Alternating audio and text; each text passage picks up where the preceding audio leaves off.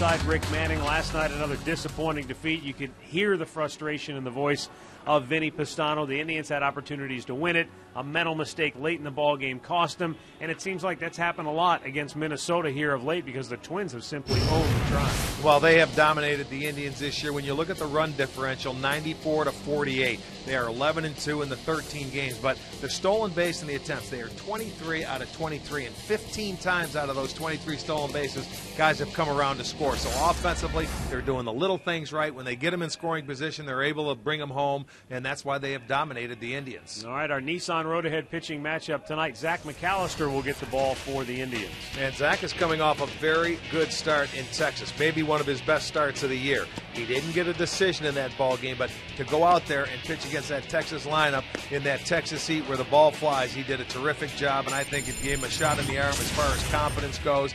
This year he's 0-2 against the Minnesota Twins. This will be his third start matched up against Liam Hendricks, who is 0-7 this year, making his 16th start, or 17th start, but he's 0 for his last 16. He does not have a Major League win. Get to a Nissan dealer for special offers on innovation that excites. These two teams tied for last place in the American League Central Division.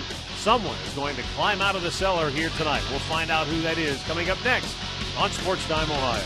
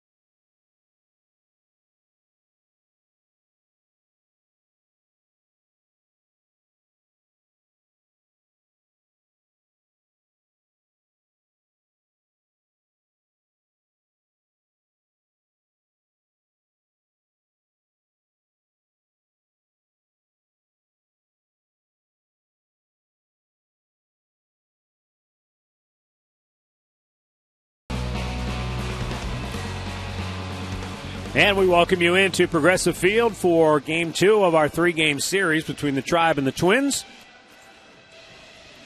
Zach McAllister just about ready to take the field. Minnesota and Cleveland both come into tonight's game with identical records of 61 and 87. And McAllister will go to the center of the diamond, seeking his 6th win on the year.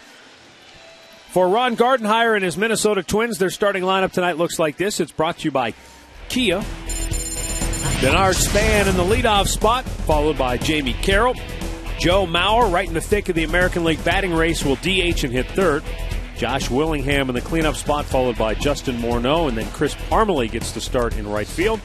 Trevor Plouffe at third. Chris Herman will start at catcher and hit eighth, and then Pedro Florimon will bat ninth. Let's take a look at Zach McAllister's numbers, brought to you by MLB.com at Bat12. Follow the Indians everywhere. Zach 5-7 on the year, making his 20th start. He has 108 1/3 innings, 98 strikeouts. He's coming off a really good start against the Texas Rangers. It was a no decision, 6 innings, 8 hits, couple of runs, one of them earned. He did have 6 strikeouts, did not walk anybody. 0-2 this year against the Minnesota Twins. Probably 2 of his worst games that he has pitched. never gone more than 3 innings against them this year, so he's looking for a little revenge here in his last start against them this year. We'll see if he can get it. Let's check out the defense behind McAllister tonight. It looks like this. Rotino is in left, Brantley in center, Chu in right. It'll be Chisenhall at third, Cabrera at short, Kipnis is at second, Kanzler gets the start at first, Santana behind the plate.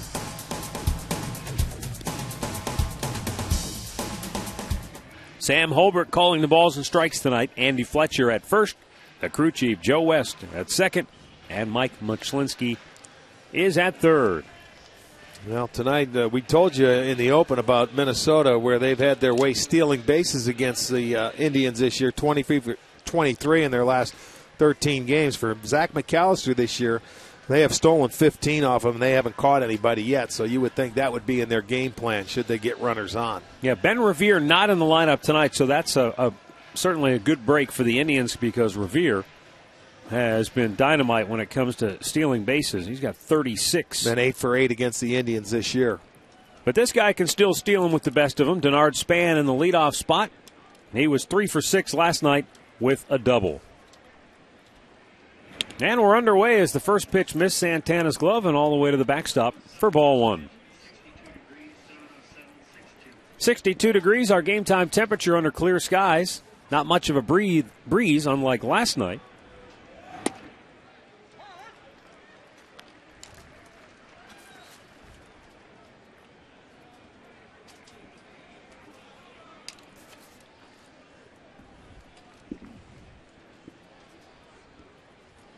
And Span takes another strike, 1-2 the count.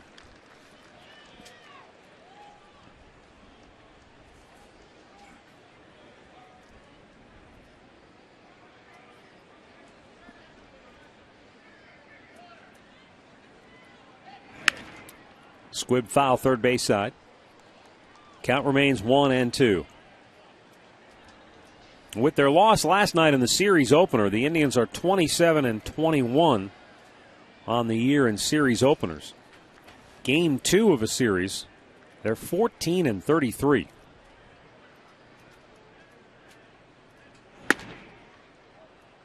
And the interesting thing, too, about that series opener, when they were playing much better, that was sort of a calling card, something they can hang their hat on. They've lost 8 of their last 10 series openers, though. Yeah, it seemed like they won the first game of every series there for a while. Weekly hit toward third, and Chisenhall slings it over for out number 1. When you've lost 25 out of your last 32 overall, there aren't a lot of good numbers really to dig up. Jamie Carroll will bat in the 2-hole tonight for Minnesota. Batted down in the lineup last night, but with Revere out, Carroll gets bumped up. He was 2 for 6 with a double.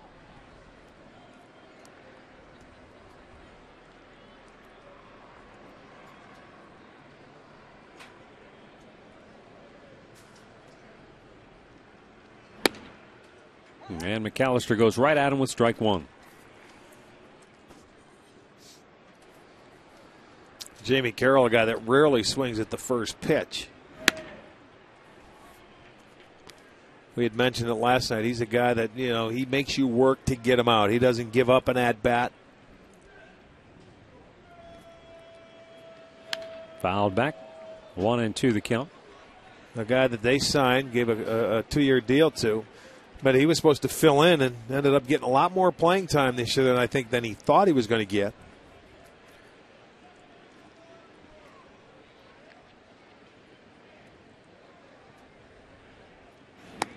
Low and away. 2 balls, 2 strikes.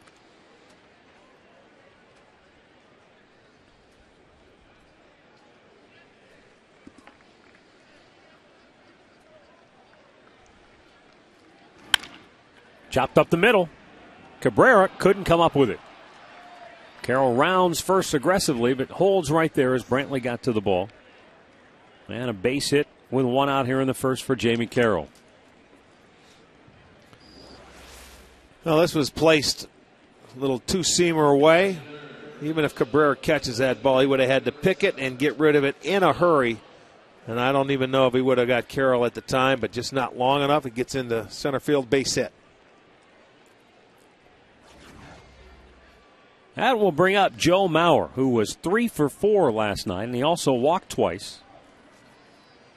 Mauer is right there in the hunt for the American League batting race, third in the AL behind Miguel Cabrera and Mike Trout. League leaders brought to you by your Cleveland Akron area Lexus dealers. And Joe Mauer says, I'm not going to lie to you.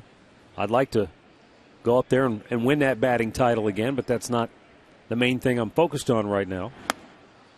And as one of the young leaders on this team, he wants to see his team finish strong. But he also acknowledged, Rick, that when he won his first batting title back in 2006, it went down to game 162. Yeah. So in his mind, there's a long way to go in this thing. Well, when you look at those two, you've got Trout, the rookie, and you've got the two veterans, Cabrera that's won one and Mauer. So they know what it's like and what it takes.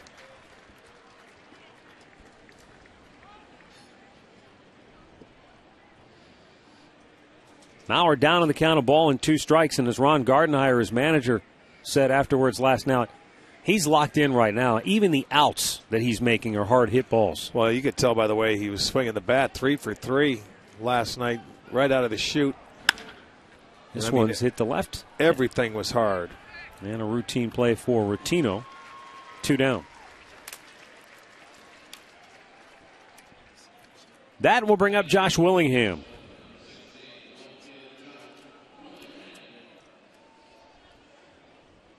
Willingham 1 for 6 last night, but on the year 34 home runs, 106 runs driven in.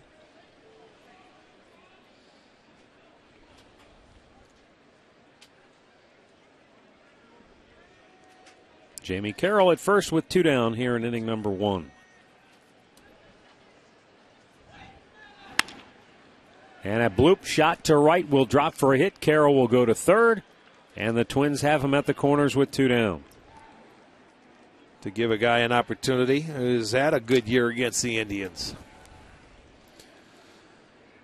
Well, you don't mind watching Willingham try to go the other way. That's 93-mile-an-hour fastball that normally you see he tries to pull. But he's going that way. Looks like he was trying right from the outset to go to right field with that swing. Well, you mentioned that the last time we saw him, he was scuffling a little bit at the plate, and maybe that's just let's get back to basics right now. Getting pull happy. So let me start with the other side of the field. There's some base hits over that way. Keeps you on the baseball a little longer. Now Justin Morneau looks at a ball in the dirt. Our stat of the game from our Northern Ohio GMC dealers against the Indians. In a single season, Harmon Killebrew and Justin Morneau, both with 20 runs batted in. Yeah, you go back to 1961.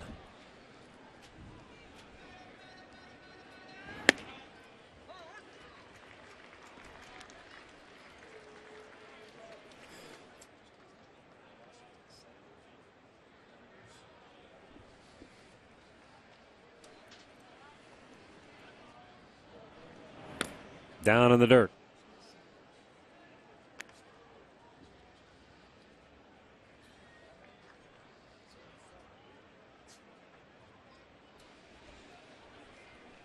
Jamie Carroll is at third. Josh Willingham at first with 2 down. And it's fouled back out of play.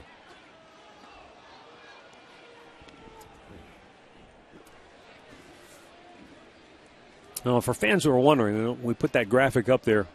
The reason that since 1961 is sort of added is that the Washington Senators records are still property of the Minnesota Twins. That franchise moved and became the Minnesota Twins. So those numbers and those stats are still part of that franchise's domain, if you will.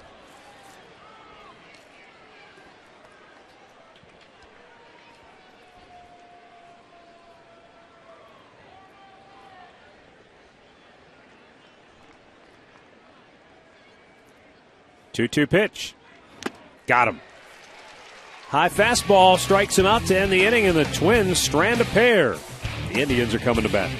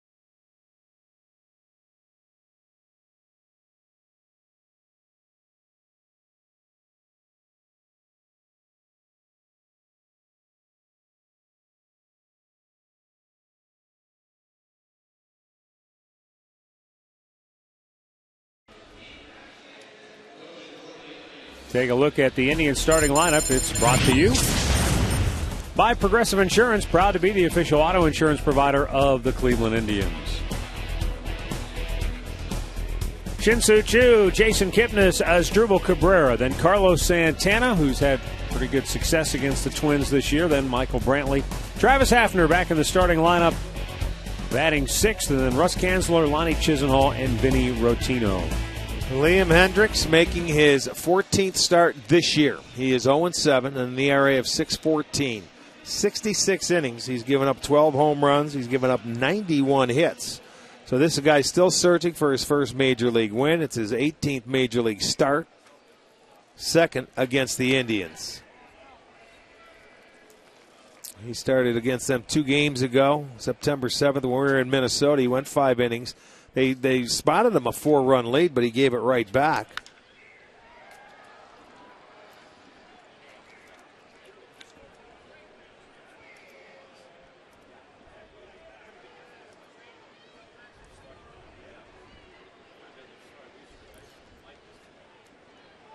The 1-1 pitch. That's hit a long way to center field. Back goes Span to the front edge of the warning track for out number 1. Take a look at the Home Depot Twins defense tonight behind Hendricks. It's going to be Willingham in left, Span at center, Parmalee in right, Plouffe at third, Florimon at short, Carroll is at second, Morneau at first, Herman is behind the plate. More savings, more doing. That's the power of Home Depot.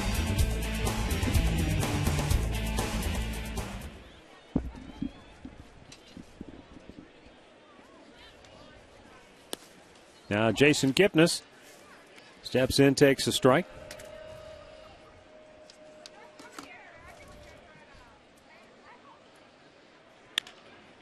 And a weak chopper to second base. Jamie Carroll takes care of that, 2 away.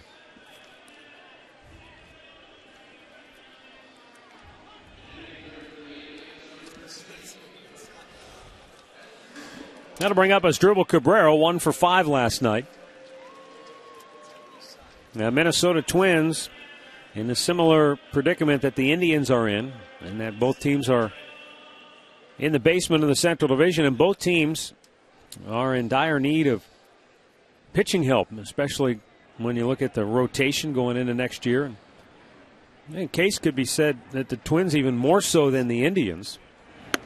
And you look at their rotation going forward, I mean, who are the building blocks? Who do they build around?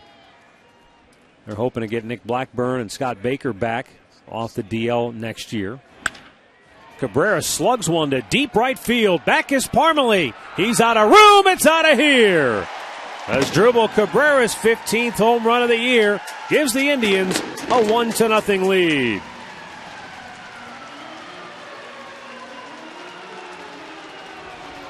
So the Tribe strikes first here tonight as Cabrera drove it just beyond the 375 mark in right field. That's Asdrubal's 15th home run, and he gets a sinking fastball out over the plate and put it into the seats. Hendricks, his 13th home run now in his 66 innings. So the Tribe will play from in front tonight, 1-0.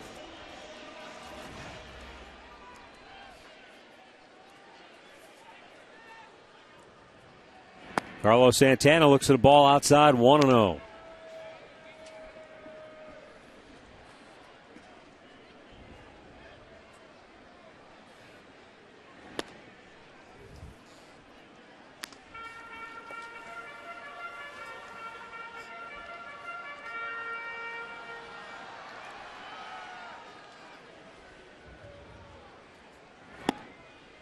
Caught the corner, and it's 2-1.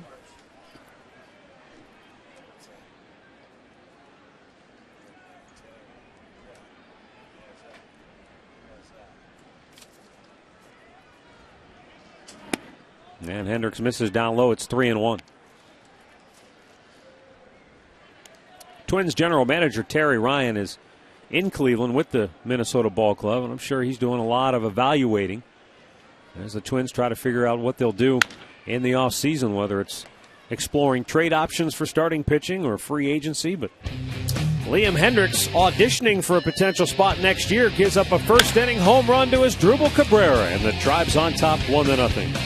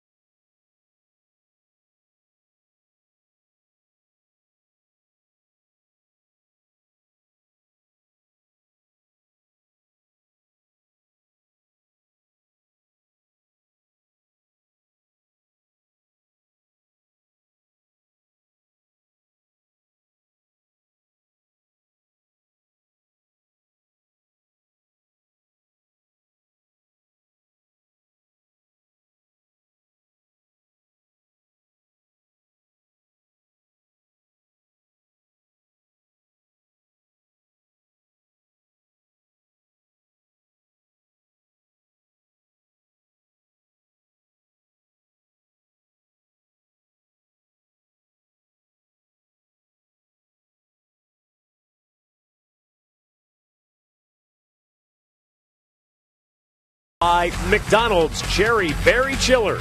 Cherry and raspberry flavors blended with ice and 100% fruit juice.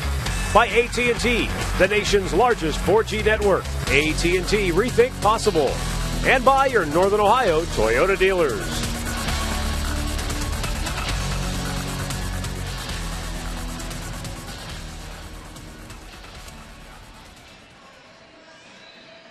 We'll go to the second inning. Indians with a 1-0 lead. Chris Parmalee, Trevor Plouffe, and Chris Herman coming up for Minnesota.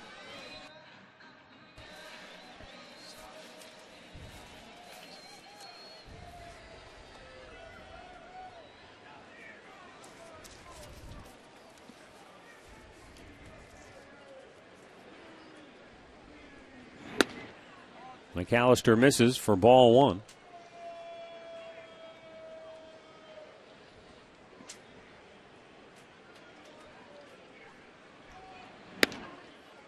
Parmalee was called up on August the 29th, and he's hit .314 since then, with 11 runs batted in and 15 games played. He also had himself a career-best 8-game hitting streak. Well, here's a guy that they're looking at to play right field next year for him, and possibly, if they're looking for pitching, maybe trade Denard Span, move Rivera over to center field, who's been playing right field for him. That's one of the possibilities that could happen in the offseason. A lot of people think that Denard Span is Terry Ryan's biggest trading chip in the offseason. The question is, how much can you get for him? Well, what does the return bring you? You'll find that out in the offseason. But, there are a couple of clubs. They had some talks before the trading deadline. Michael Brantley runs it down, one away. With the Washington, there's a couple teams looking for a leadoff hitting center fielder. Is he, would you put him in the same category as, the guy from Philadelphia that went to the Dodgers that hasn't worked out? Victorino? Yeah, is he in that category? Similar player? Yeah, I would think so. Victorino he's been on a better team and has played more. Span is unheard of because he's in Minnesota. But he's a good little player. Yeah. I have to go back and look. I'm not sure what the Phillies got. Michael Bourne, could be a free agent. He's with Atlanta. Mm-hmm. Cincinnati was talking about him as well this before the trading deadline. Terry Ryan, came back as interim general manager for Minnesota, but it's believed that he didn't just come back for the short term. It's believed he'll stay on at the end of the season, and the interim tag will come off. He's one of those guys who's baseball lifer. Yeah. In his blood, and loves the game. Why not? Started, I guess, in the scouting end of it. And there's Chris Herman waiting in the on-deck circle.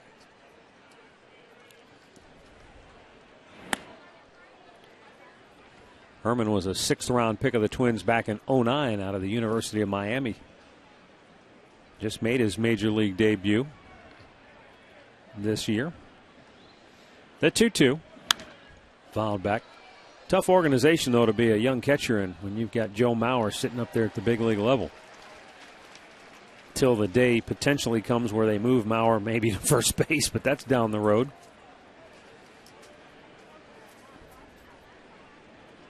The 2-2.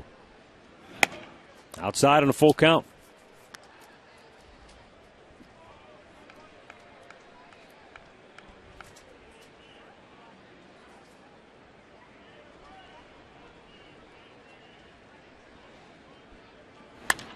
And he pops him up on the 3-2 pitch. The infield collapses, and it's going to be Russ Kanzler calling for it, making the grab 2 down. Well, Zach McAllister's retired 3 in a row, and with more on the Indians right-hander, here's Katie Witham. Well, Matt, Zach told us in the pregame show he's really been working on reading hitters. All-star catcher Sandy Alomar told me you can learn a lot from a foul ball. For example, if a hitter has an uppercut, you've got to pitch him up in the zone. If a hitter is keeping his hands on top of the ball, you attack him by keeping those pitches down. And basically, the more McAllister can read hitters' swings, the more effective he's going to be with his location. Well, it helps if you're a pitcher and you can see the approach that a hitter's throwing to you. Hopefully you get help from your catcher. But the more you can recognize that as a pitcher, it'll help you call your own game. You're trying to combat that guy and his approach to you. Backhanded nicely by Russ Kanzler. The flip to McAllister. And the Twins go 1-2-3. We'll go to the bottom of the second. It's the Indians 1 and the Twins nothing.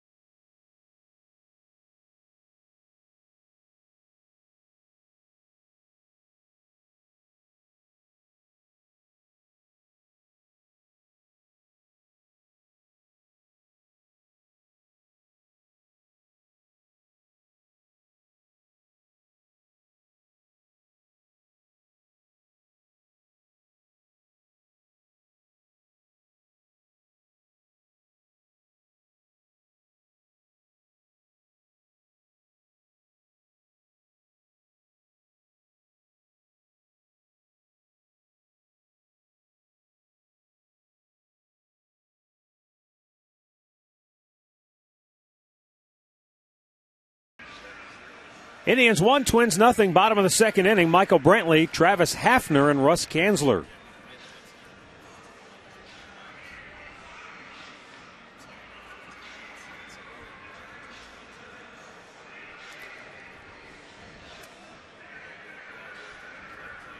Brantley 1 for 5 last night, drew an intentional walk at one point in the game.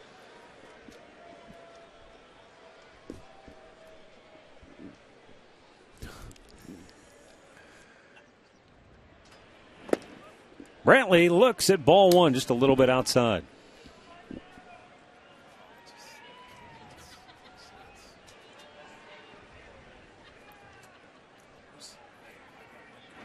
Way outside, 2 balls, no strikes.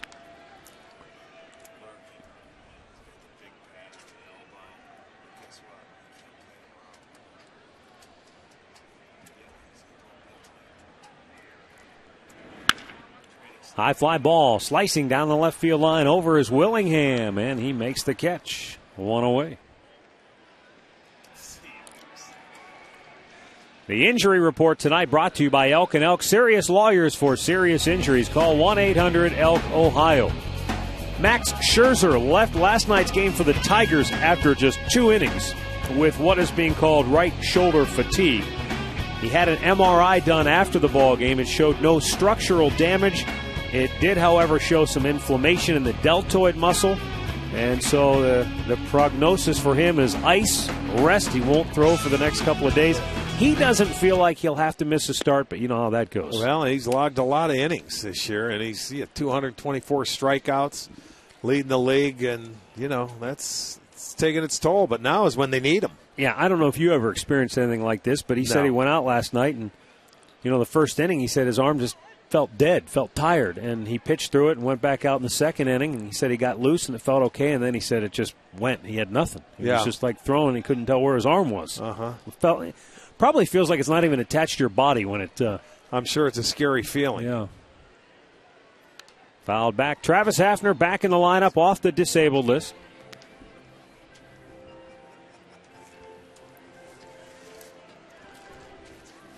Hafner was out since early August with the herniated disc. His last game was when we were in Detroit.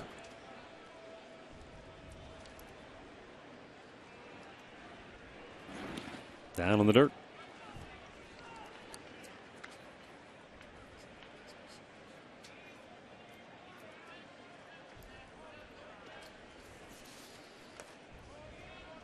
Yeah, I'm just looking back. That was August, 5th? Yeah, early, yes.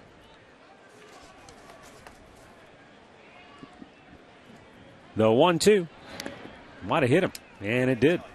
Hafner hit by the pitch, and the Indians have a one-out base runner.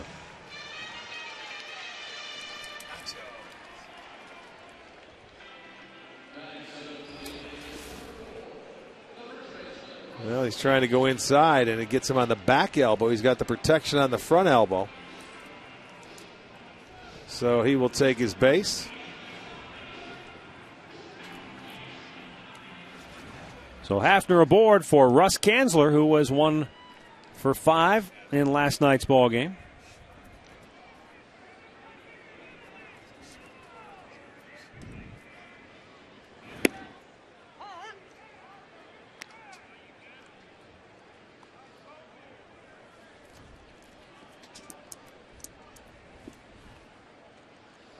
Kanzler hit his first major league home run off this guy back in Minnesota. Last time they met. Jamie Carroll will make the play here for out number 2.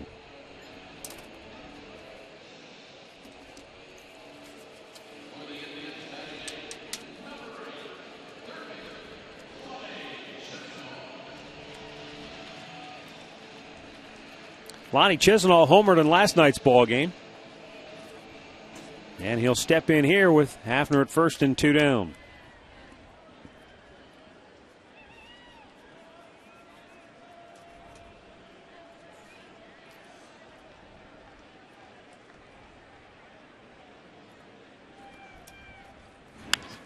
Foul back out of play.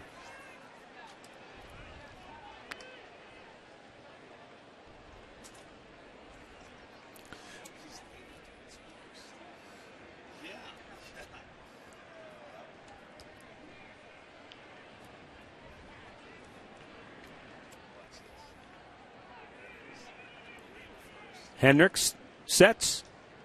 He deals. And Chisenhall shoots it back out of play. 0-2.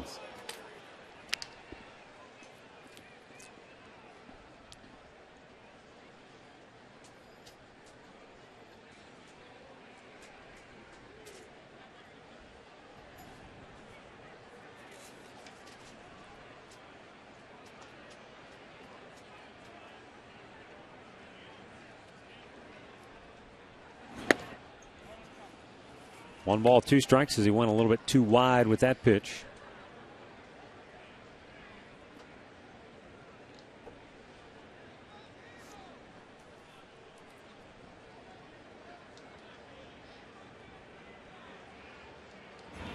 In the dirt, good block by Chris Herman.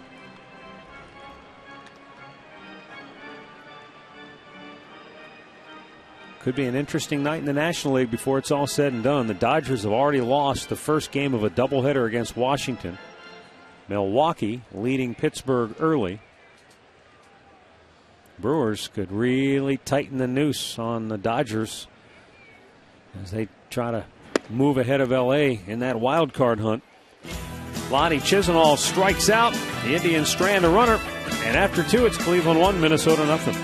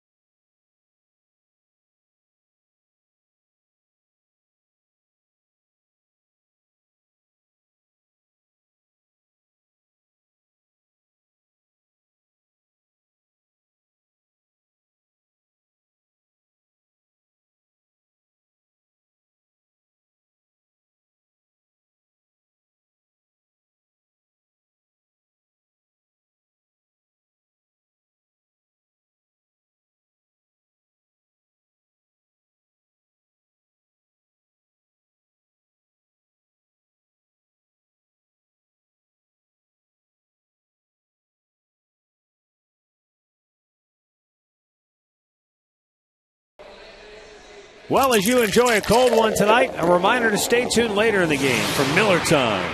Brought to you by Miller Lite.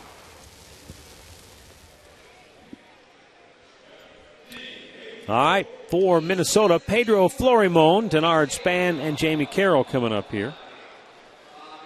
Zach McAllister gave up a couple of hits in the first inning, but he worked out of that. He's retired the last four Minnesota hitters in a row.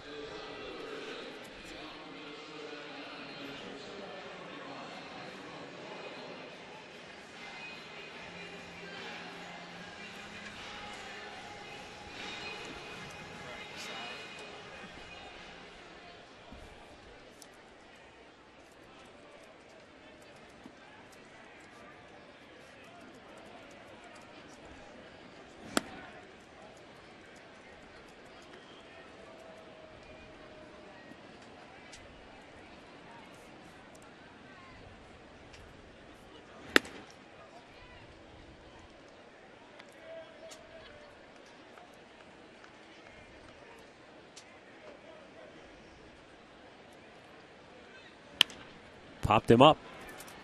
Shallow left. And it's going to be Cabrera who goes to the line to make the catch for out number one.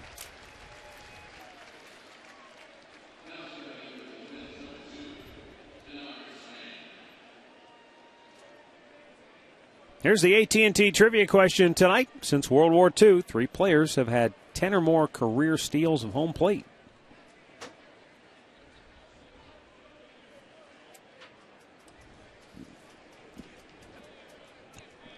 We'll have the answer coming up later in the game as Denard Span steps in. And he bounces it over the bag fair down the right field line. Span on his way to second. And he'll pull in with a one-out double.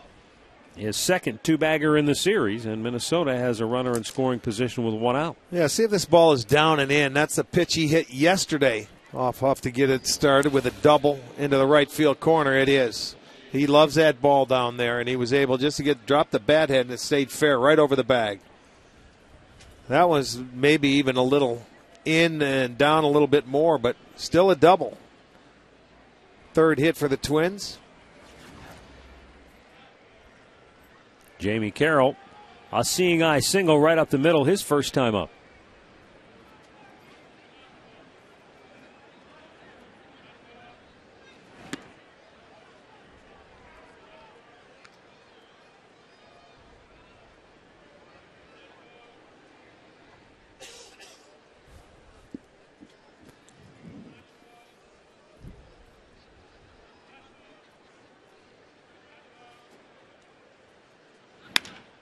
Chopped in the hole. Cabrera, long run to get to it, can't come up with it. And Span ends up holding at second base. Martino was quickly there to back up the play. And it will be ruled an infield single for Carroll, and the Twins have 2 on with 1 out. Well, Span couldn't do anything because if Cabrera ends up fielding this ball cleanly, you can see Chisenhall had a chance to get back. So he has to make sure that ball goes through before he can advance to third base, and at least he kicked it. Didn't get a glove on it. He was decoying him. So it remains first and second. It'll go as a hit for Carroll, so he is now 2 for 2. Joe Mauer flied to left his first time up, but he's got a chance to do some damage here.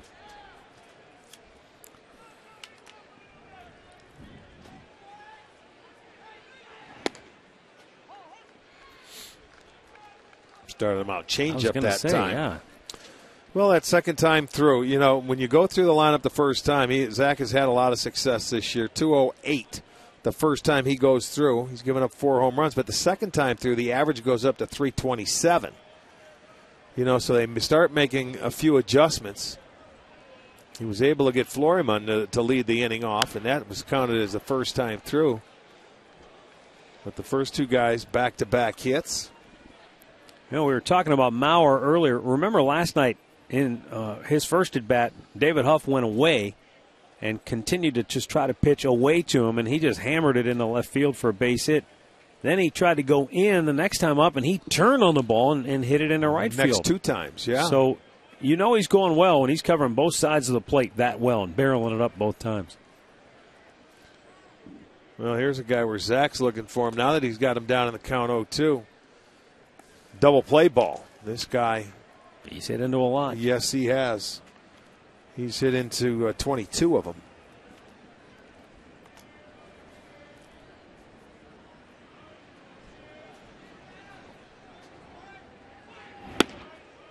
Close pitch, just a bit inside. You know, and the reason why you think a lot of times he'll hit into double plays, he uses the middle part of the field. He really does. You know, so that way you're going to go. See, that comeback fastball, it was in off the play. You see where it went by it, and then Santana tried to frame it. That balances out those double play balls. But you're right. Because he goes and uses the other field and goes up the middle. Waits on. He'll hit a lot of balls to the shortstop with runners on base or like second this. base, yes. Yep. He may hit him right on the nose, but they're in position and they're able to turn him.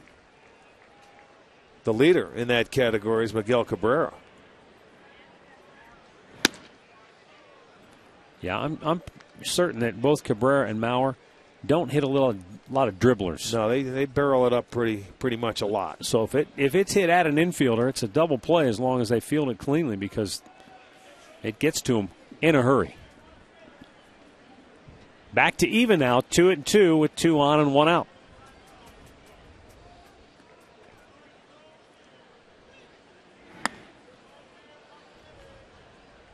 And now a full count. 0-2, 3-2. I mean, this guy can do that to you. He works the count so well. He's not afraid to hit with 2 strikes.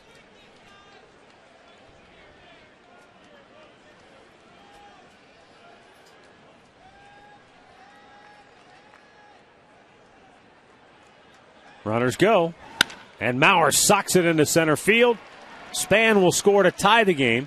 Carroll coming into third, and he'll be held right there. So Ron Gardenhire starting his runners because he knows Joe Mauer doesn't strike out a lot, puts the ball in play, and he picks up an RBI. And he's hot. So you know he's going to put it in play. 3 consecutive hits now. They have tied this game up. That gives the Twins 5 hits, and he does. He barrels it up. Down in the count 0-2, worked it to a full count. Now they have runners at the corners and going into the middle part of their lineup.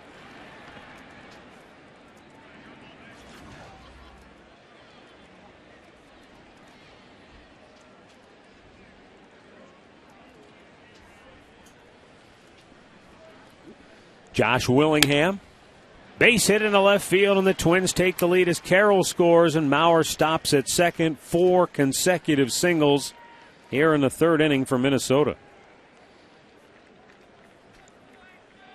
And remember, McAllister is a guy who he's had some innings get away from him against this Twins bunch.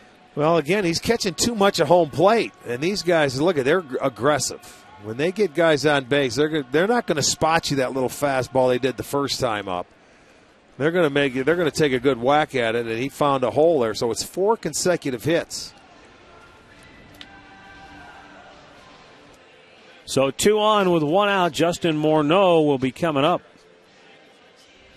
as Zach McAllister tries to get things back on track here as Minnesota has turned the tables on him here in inning number 3 after they went just 2 for 7 against him. First time through the lineup, second time through, a perfect 4 out of 4. You know, Zach had a start here on August 6th against the Twins where he went out and had a great first inning, 1, 2, 3, and then came out in the second inning. He only got 5 outs in that game, but gave up 6 hits and 9 runs. And only 2 of them were earned, so 7 earned runs. They made 1 error, and everything collapsed on him. And, he really let it get away from him. So he's got to be careful.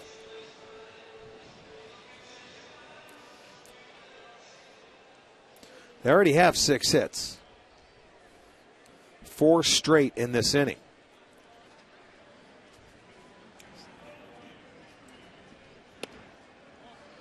Morneau looks at ball 1. Chased a high fastball and struck out his first time up.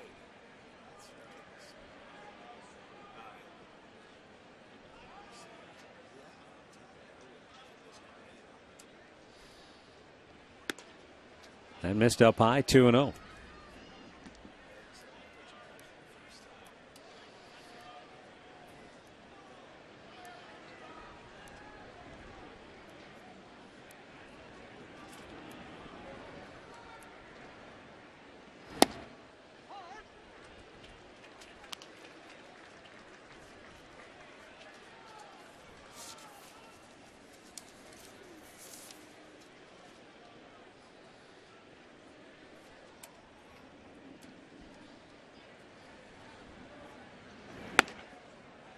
Three balls and a strike. Morneau is only hitting .206 on the year with runners in scoring position. Well, I bet it's a little better than that against the Indians, though. Well, the Twins as a team have done a better job in that situation against the Indians. Double play ball here. Kipnis gets 1 and still turns 2. So that'll end the inning. But the Twins, with 4 straight hits, have taken a 2-1 lead.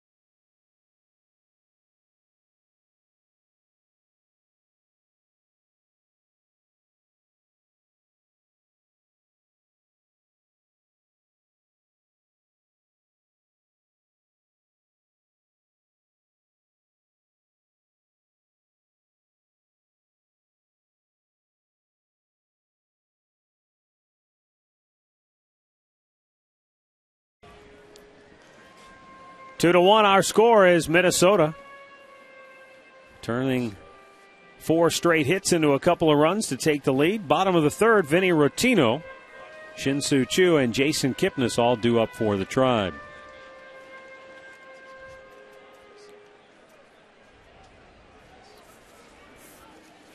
Vinny Rotino getting the start tonight. Has one hit in 11 at-bats with the ball club this year.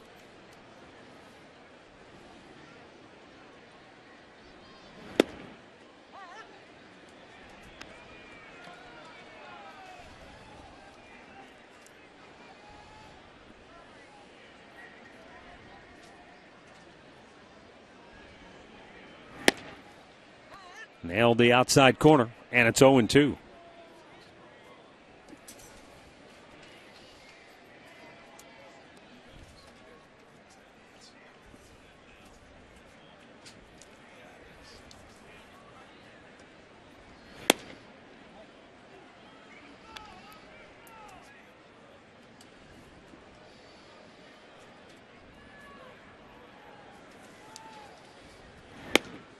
Low and away.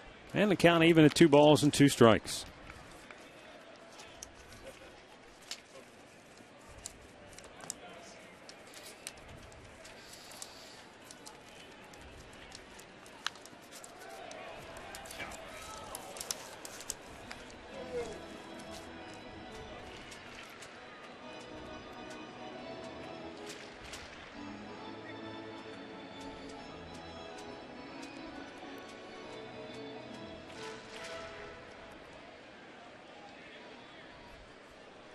That 2-2 popped up and back to the screen, but Herman can't get to it, and Rotino stays alive.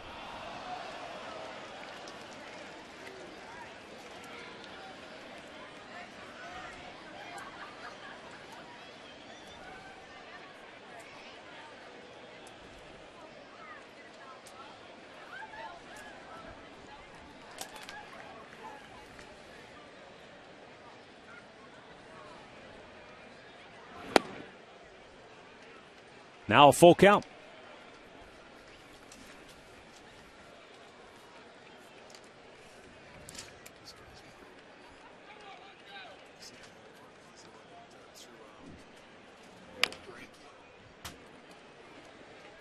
Count remains 3-2 on Vinny Rotino.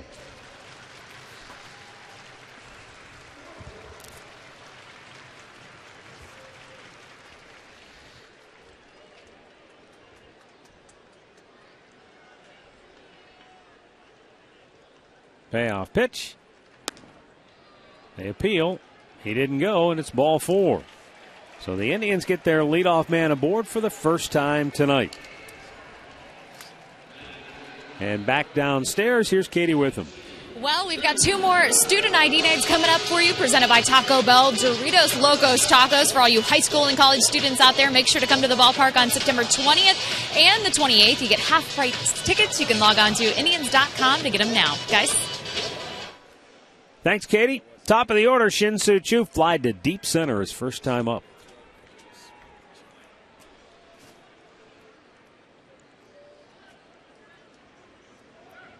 Rotino taking off on first movement, and he is in safely with a stolen base, his first. Had a great jump. I mean, he just bolted as soon as Hendricks raised his leg. Well, they're trying to do a little payback here on stealing bases. You're right. He stole it outright. Catcher made a good throw. Herman made a very nice throw, but he stole it off Hendricks, no question about it. Choo, a chance to tie the game with a base hit now. Bounces one on the left side. Little stutter by Florimon. He does get him out, but a nice job of aggressive base running by Vinny Rotino. He waited. Florimon looked like Florimon maybe thought Rotino was going to jump the gun, and maybe that's why he pump faked. But he didn't, and then as soon as he did let it go, Vinny took off. He saw him. He saw him going to third. He could have decoyed him and pretended he throw, and he would have got him if he would have pretended to throw it. But that's good hustle, because now you feel like Choo did his job, getting him over, even though he didn't pull the ball.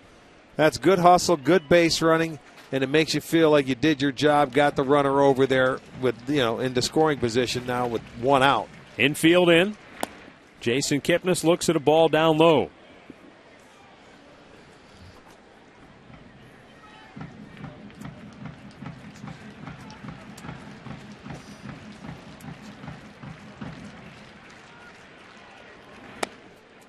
And that's outside. 2 balls, no strikes.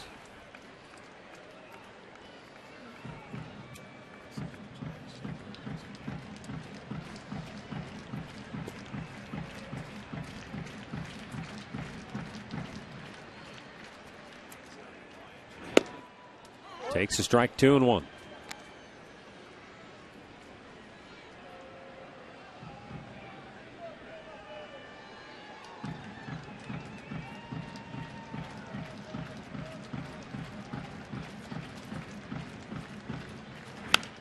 Fouled back out of play to even it up.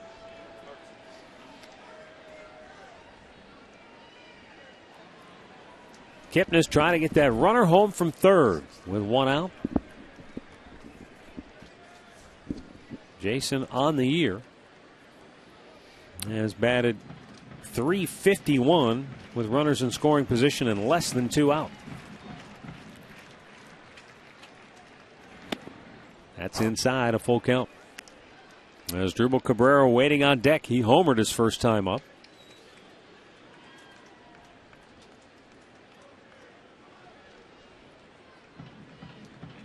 Hendricks, payoff pitch. Grounded in the hole, a base hit, and the Indians tie the game as Rotino scores from third, and Kipnis picks up his 68th run batted in on the year, tying Carlos Santana for the team lead. Well, the leadoff walk and good hustle by Rotino enables the Indians to come back and tie this game up. Let's look at this. This is going to be our McDonald's. I'm loving it. Infield in. It makes it a little bit easier to drive that ball through. Kipnis, it was elevated. He stayed on it, went with it, and we have a tie game. Asdrubal Cabrera will be the batter. He homered to right his first time up.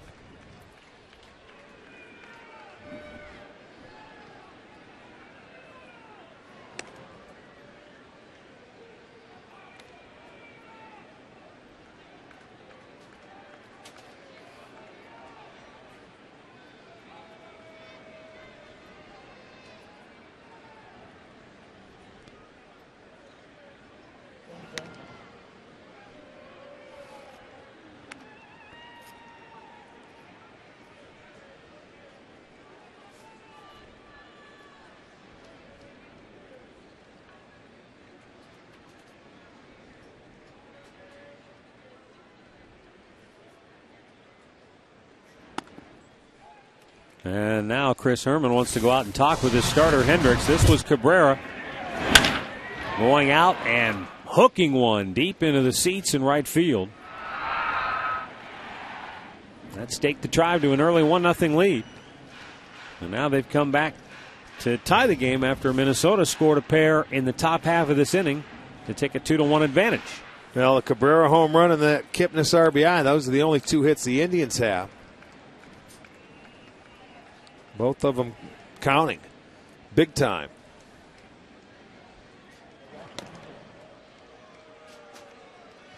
You know, the Indians have done a good job stealing against Minnesota, too. They're 15 out of 16 this year against the Twins. Kipnis, of course, leads the Tribe with 27 thefts.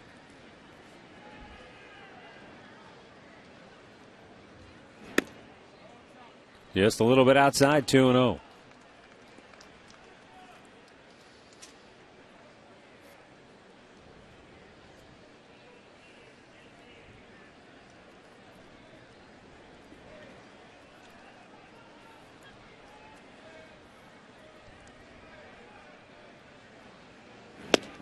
Boy, Cabrera got his fastball, but couldn't barrel it up, and it's 2-1.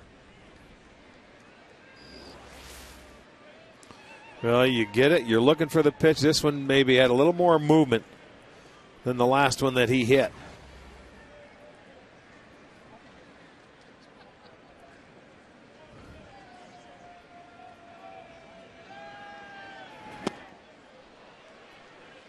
Back-to-back fastballs. He's just rearing back going at him, and Cabrera can't catch up. They're only 91. It looks like Cabrera's trying to pull it a little more, pulling off the baseball. He's throwing that ball in the outer part of the plate. It looks like Asdrubal's trying to turn on it and hook it. Funny, you know, you think how many times guys get in a 2-0, 2-1 counts and they get change-ups and breaking balls. You finally get a guy who's saying, okay, I'll challenge you with the fastball, and he's up to the task. The 2-2. Another one, but it's fouled away.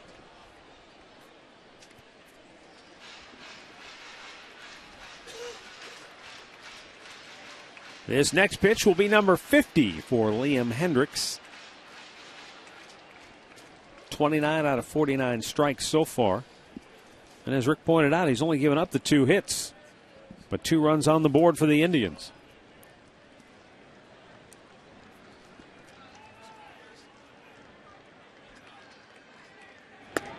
Little bit outside and a full count.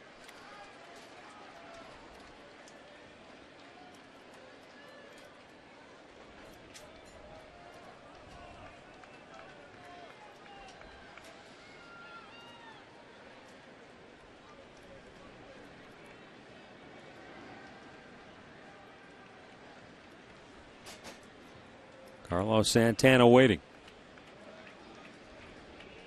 You can bet Kipnis will be off and running. There he goes. And Cabrera pops it in the air to center. Pretty routine play for Span. And that's out number 2.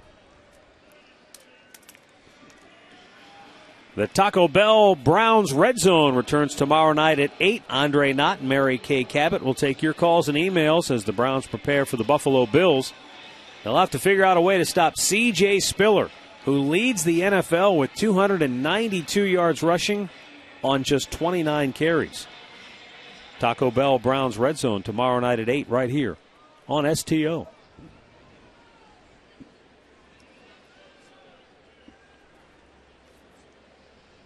Carlos Santana bounced out to first his first time up.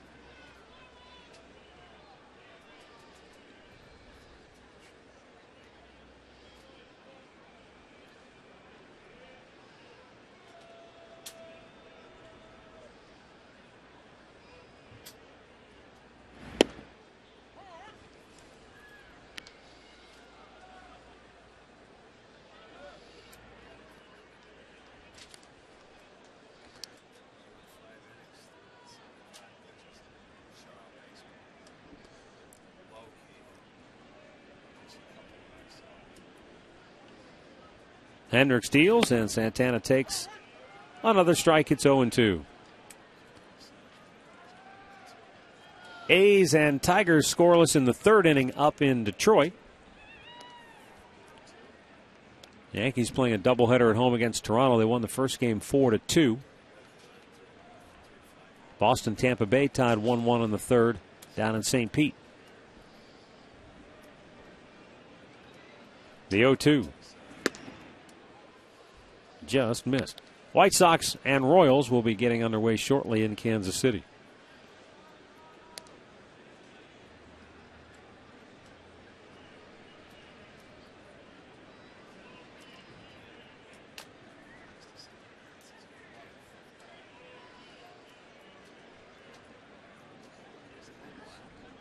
Hendricks taking too long and timeout is called.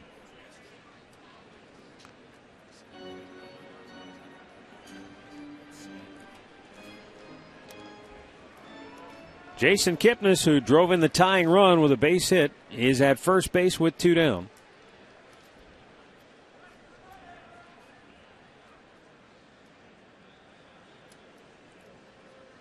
A little bit outside, 2-2. You can see Santana tracking it all the way, and he was ready to take a swat at it if he needed to try and spoil it, but he felt like he was safe to let it go by. And the count back to even now at 2-2.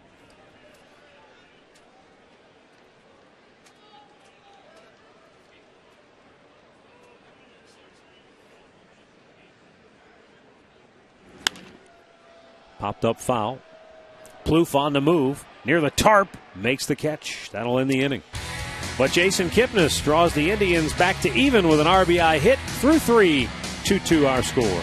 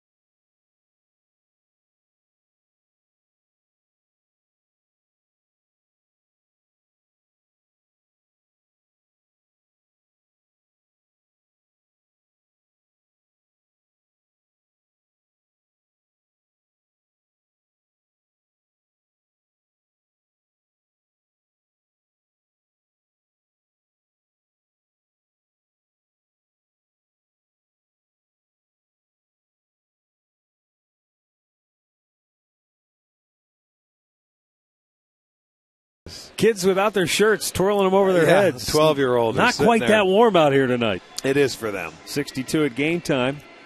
Starting to feel like good. autumn as the end of the season draws near. Indians Twins tied at 2. Fourth inning. Chris Parmalee, Trevor Plouffe, and Chris Herman coming up for Minnesota. See if Zach McAllister can bounce back after a rocky third inning in which he allowed 4 straight one-out hits. Then he got the double play ball off the bat of the dangerous Justin Morneau to end the inning.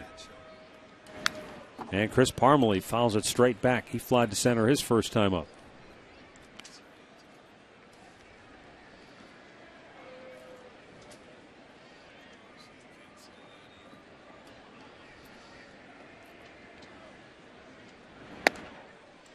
Over the outside corner, and it's quickly 0-2.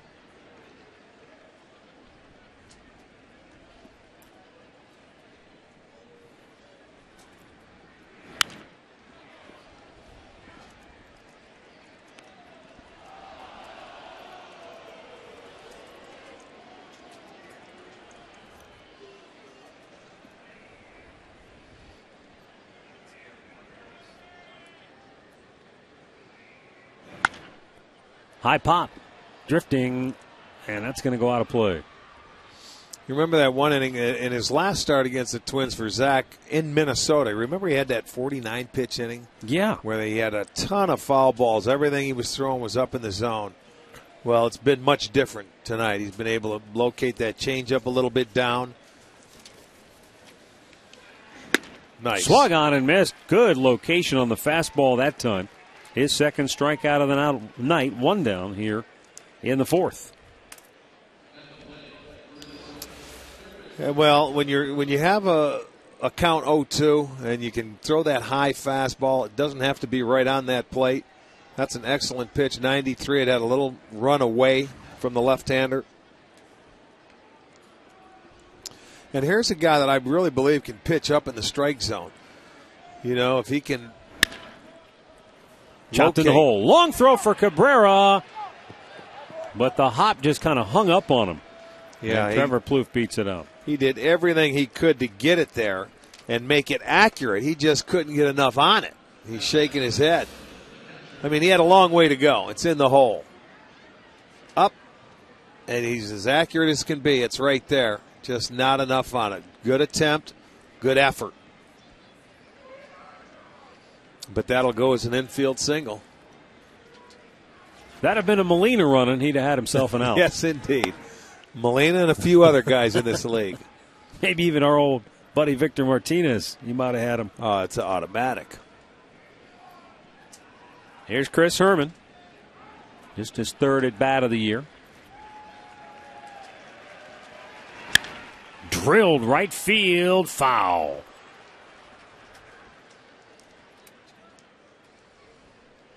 Herman walking back to home plate with a wry smile, thinking, boy, I almost had my first big league hit right down into the corner for a double. Did. He came back with another changeup, I believe, and this one was about 83, a little too hard, but it was foul.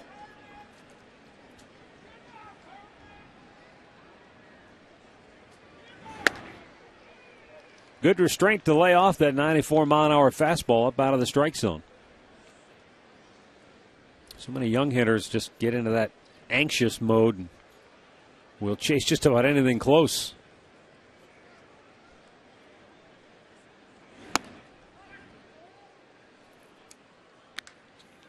Two balls, 2 strikes. Tigers now lead Oakland 2-0. They're in the third inning at Comerica Park.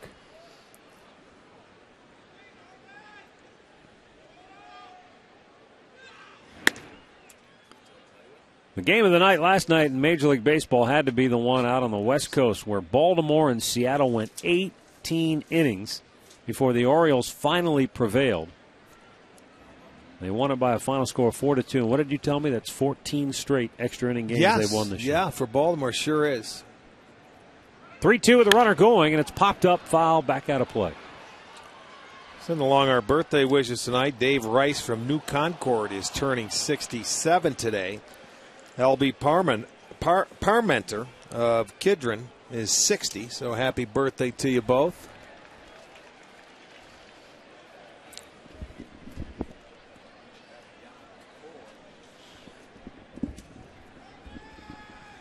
This time, Plouffe draws a throw. Doesn't have a steal. More a case where Ron Gardenhire just wants to start him, try to stay out of the double play. Hoping that Herman would put the ball in play on this 3-2 pitch.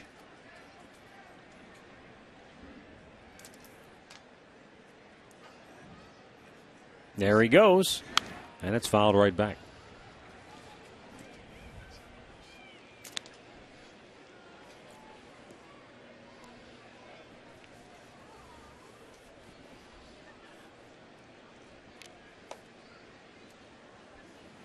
This will be the 8th pitch of the at-bat coming up.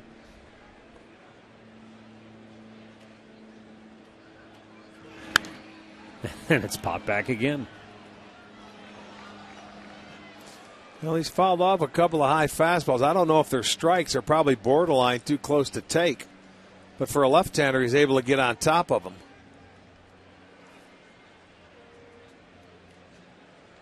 Maybe throw one a little higher. He seems he wants to swing at everything. Throw to first. Plouffe is getting his little wind sprints in, isn't he? Getting himself a workout.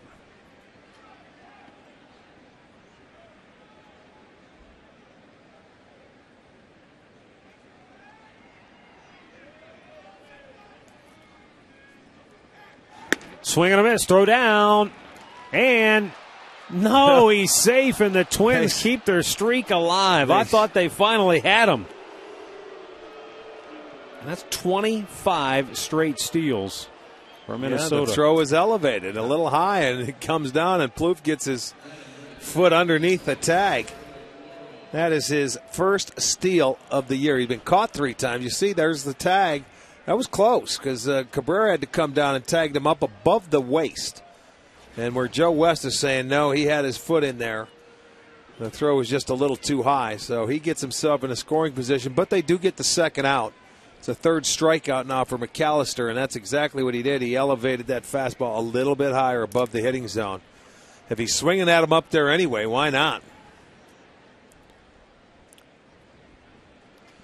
Of Minnesota's 7 hits today, 4 have come on the first pitch. So they're not going to spot him that fastball anymore.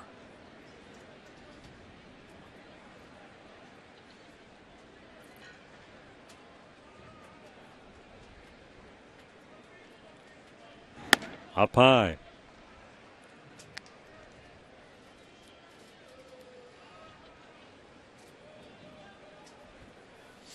Now, when I'm talking about McAllister, possibly he could pitch upstairs and get outs.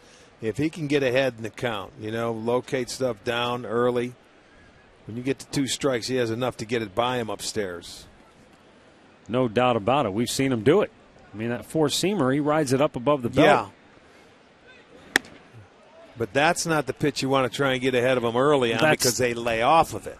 You establish down, and then you can get them out up. And he has that curveball or slider. He has that changeup that he can get ahead of. He's got to have enough confidence in his secondary pitches to throw it for strikes early. All part of the learning process. Yeah, it really is. It is part of that learning process. And it certainly helps when, as Sandy was saying today, you learn from how hitters approach you. That takes time, too. I mean, Sandy caught for many years, and it takes a while for a pitcher, first of all, to feel comfortable in the big leagues. I was talking to Bert Blyleven about this. I said, did you used to make adjustments, with hitters the way they approached you? And he said, yes, but it did take me a while to learn that. Yeah. Because he came to the big leagues. There's Bert when he was a kid, a teenager. And, I mean, he was a great pitcher, a Hall of Famer, and it takes a while to make adjustments as a pitcher. And getting to know yourself. Well, you have to learn the subtleties to know, what a hitter's looking for. And that takes time, and it takes watching them in at-bats, how they attack your stuff, and gives you, and after facing a guy a few times, you start to look, okay, I know what he's going to do because this is what he's done in the past. Well, for him, this is big for him because Minnesota's roughed him up in the 2 times they faced him.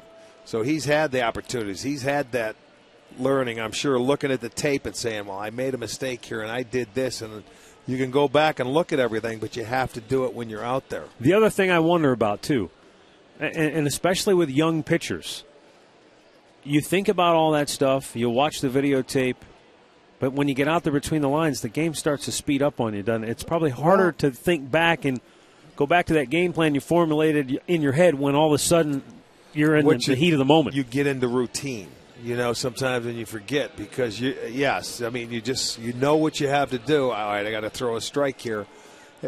It's slowing things down. It's realizing everything. That's why sometimes it takes a little longer for younger pitchers to do something. You've got to be like a sponge, and it takes a while. But Zach McAllister, he's young enough. He's going to get it. He's 24 years old. Pitches are piling up on him right here. That was number 76 on the night as Chris Seddon will begin to loosen in the Indians' dugout. Yeah, he's going to loosen up in the bullpen where most guys loosen up when they're pitching. Well, again, now he's getting back to the top of that lineup, and this is where they had the 4 straight hits. But he has 2 outs. Span drives one. That should help him. To center, Michael Brantley will make the catch.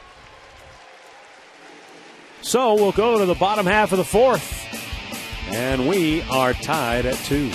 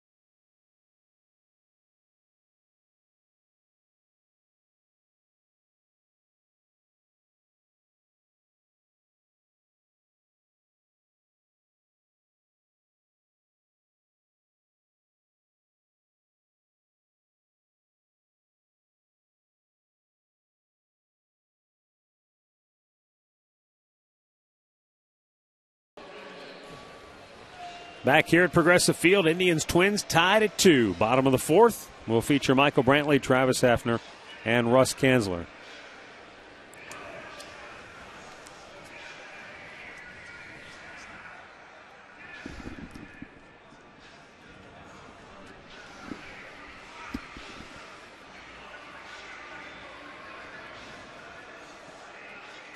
Brantley flied to left his first time up.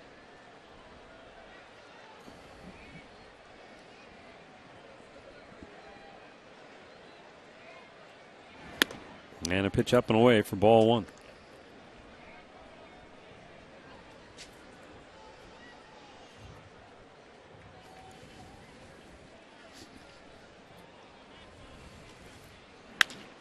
Hard ground ball hit to third. Nice barehand grab out of midair by Plouffe after he juggled it momentarily for out number 1. Our minor league update brought to you by University Hospitals. TJ House this year with Carolina and Akron combined to go 10-5 with a 3.56 ERA and 16th round pick 4 years ago. And a nice job by the left-hander. Travis Hafner coming up here, hit by a pitch his first time up.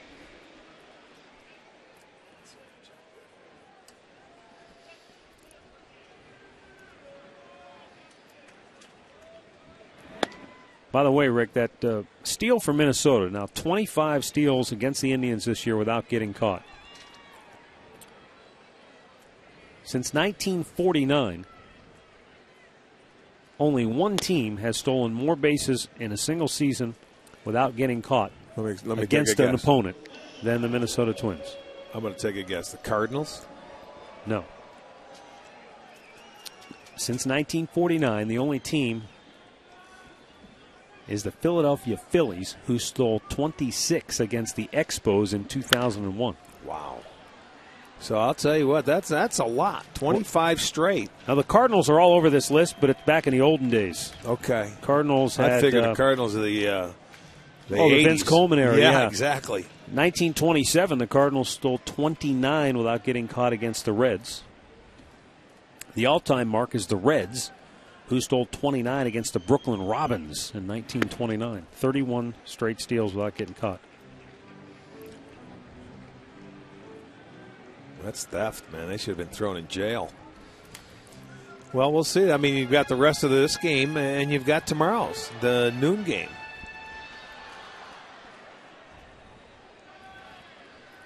Three-one pitch. Hafner with a one-hop smash up the middle. It ate up Florimon, and Hafner's aboard with one out here in the fourth. Boy, it sure did on a 3-1 count. He was in position. I don't know if it went off his glove or maybe his foot. Let's take a look at it and see. It was a fastball away, 3-1 count, hit right on the nose, right off his glove. Yeah, that's an error. And a one-out base runner for Russ Kanzler.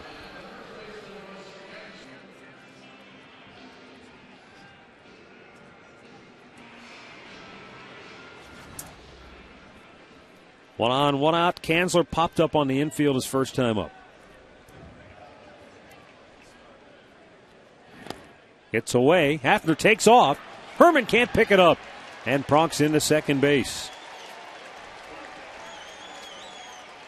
So Hafner alertly, as soon as he saw the ball skip away, he took off.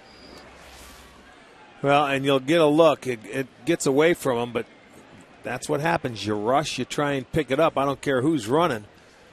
And he hurried, and he never got a handle to it. But the key for Hafner there is as soon as you go. You don't hesitate. Right, he did not hesitate. Make your decision and stay with it.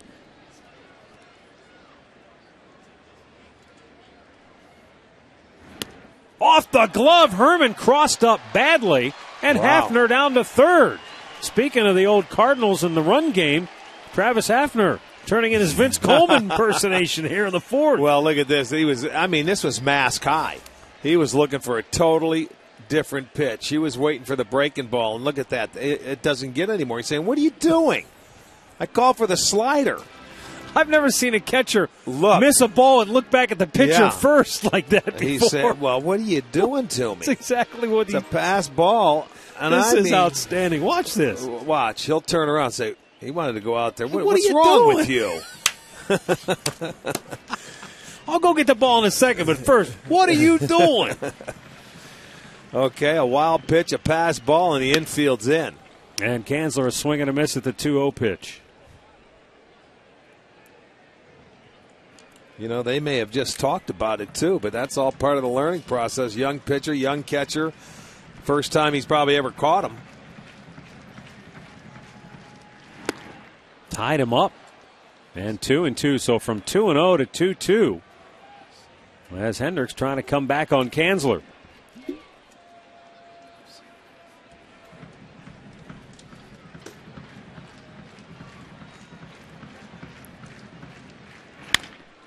Chop to third. Hafner's coming home. Here comes the throw, and he is a dead duck. 2 down. So Kanzler unable to get Hafner home from third. Well, he had plenty of time on one hopper. It doesn't get any easier. You have Hafner running. Just make sure you get it to your catcher. No problem. So they get the fielder's choice 5-2. They stop that go-ahead run from scoring.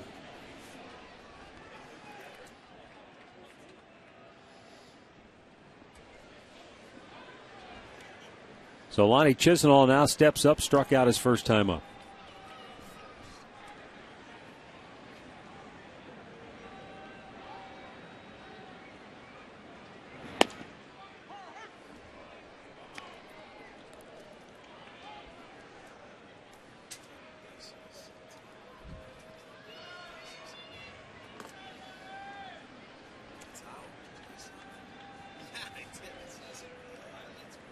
70th pitch of the night for Liam Hendricks right here. And a breaking ball hit on the ground to Jamie Carroll. So the Indians get a runner to third but can't get him home. And after 4, we're tied at 2.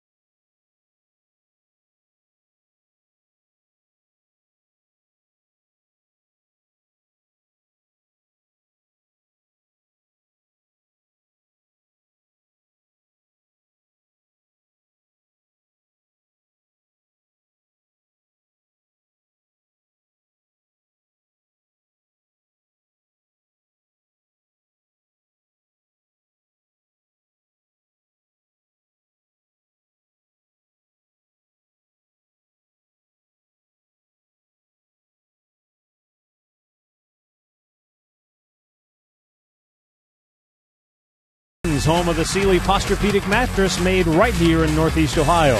By Kia, Cleveland.com, and by First Merit Bank.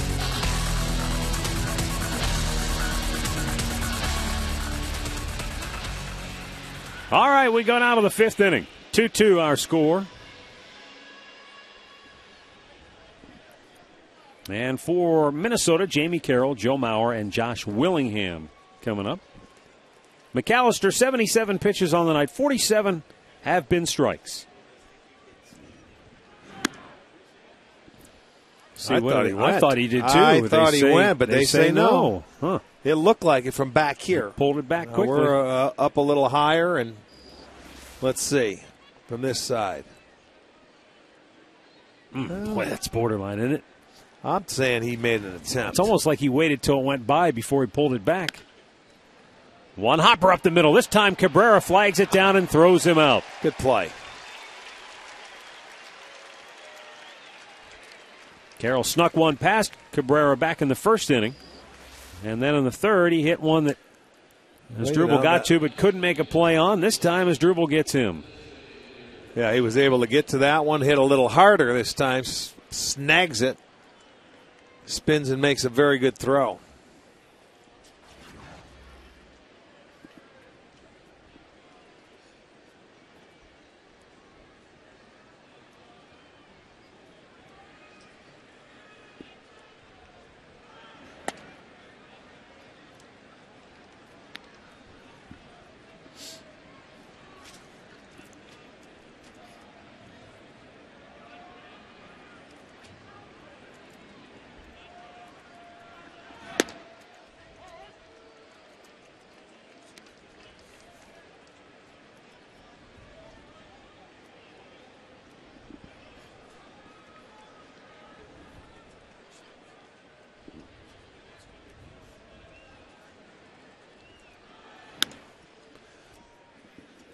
Two and one the count.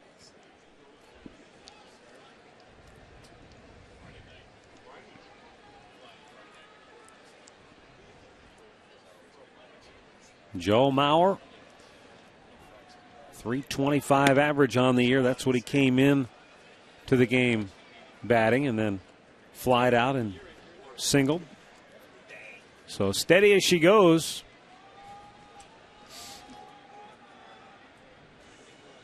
As he tries to close the gap on Miguel Cabrera and Mike Trout. A little bit too high, and you take the walk. Back to the studios we go. Here's Al Pawlowski with an in-game update.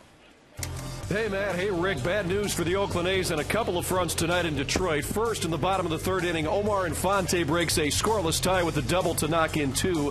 Then they lose starting pitcher Brett Anderson when he landed funny after releasing a pitch. He had to leave with an undisclosed injury. 3-0 Detroit, Matt.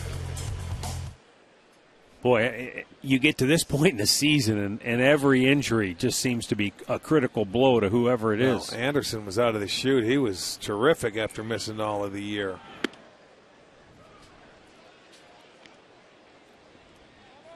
Just like, Detroit, they don't know right now what the extent of the problem for Max Scherzer is. He's saying hopefully he won't miss a start, but if he does or if he misses any time, with only 2 weeks to go. Well, yeah, now it's now or never. You can't afford it now. The teams that are in the hunt, everything is ratcheted up a little bit. The level, everything is magnified. And you leave it all on the field. Chris Seddon warming up in the bullpen. 86 pitches on the night for Zach McAllister.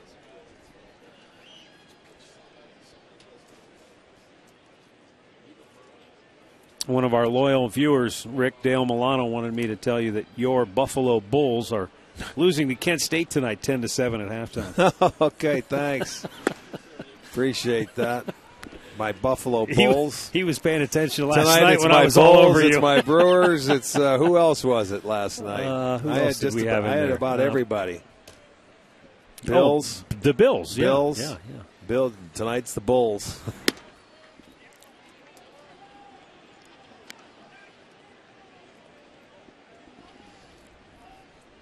Okay, be careful here. 3-1 count.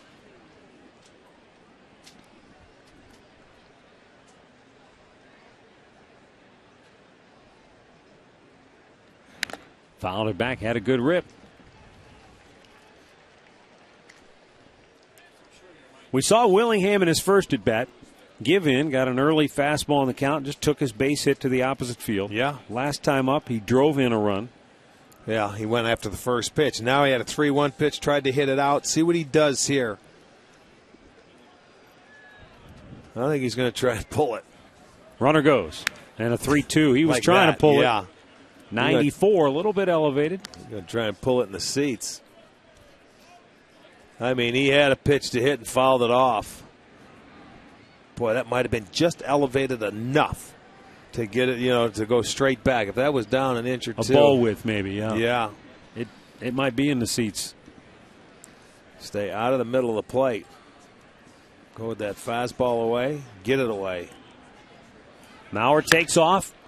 Willingham drives it deep to left field, and Rotino's going to watch it land up in the bleachers. I mean, he was right on the foul ball before that. You go with another fastball, you better make sure it gets away, and he didn't. And Willingham torches him. It's called learning the hard way. And Josh Willingham hits his 35th home run of the year. His third RBI of the night gives him 109 for the season. See where they wanted it? They wanted it away. You can't leave it middle of the plate. Not this time of the game. He's tired. You got to make sure if you miss. Go ahead and walk him. It doesn't matter, but you got to get it outside the plate. The guy's got 35 homers. That's his 35th. And that's going to cost you, your night. Your night is over, and you're going to go down losing it with the 2-run homer you left middle of the plate.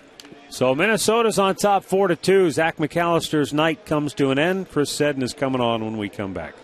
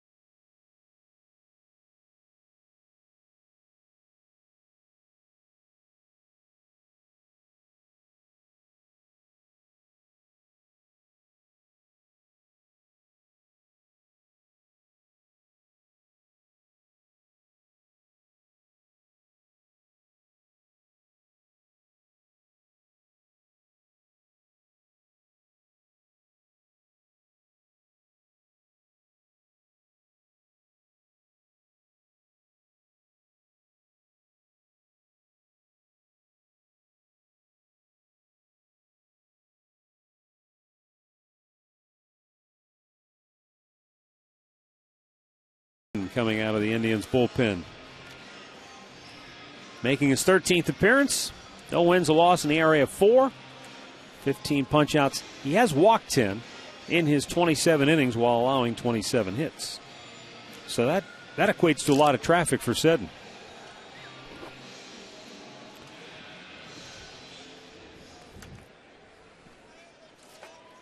Seddon came on in yesterday's ball game, pitched 2/3 of an inning, gave up a hit.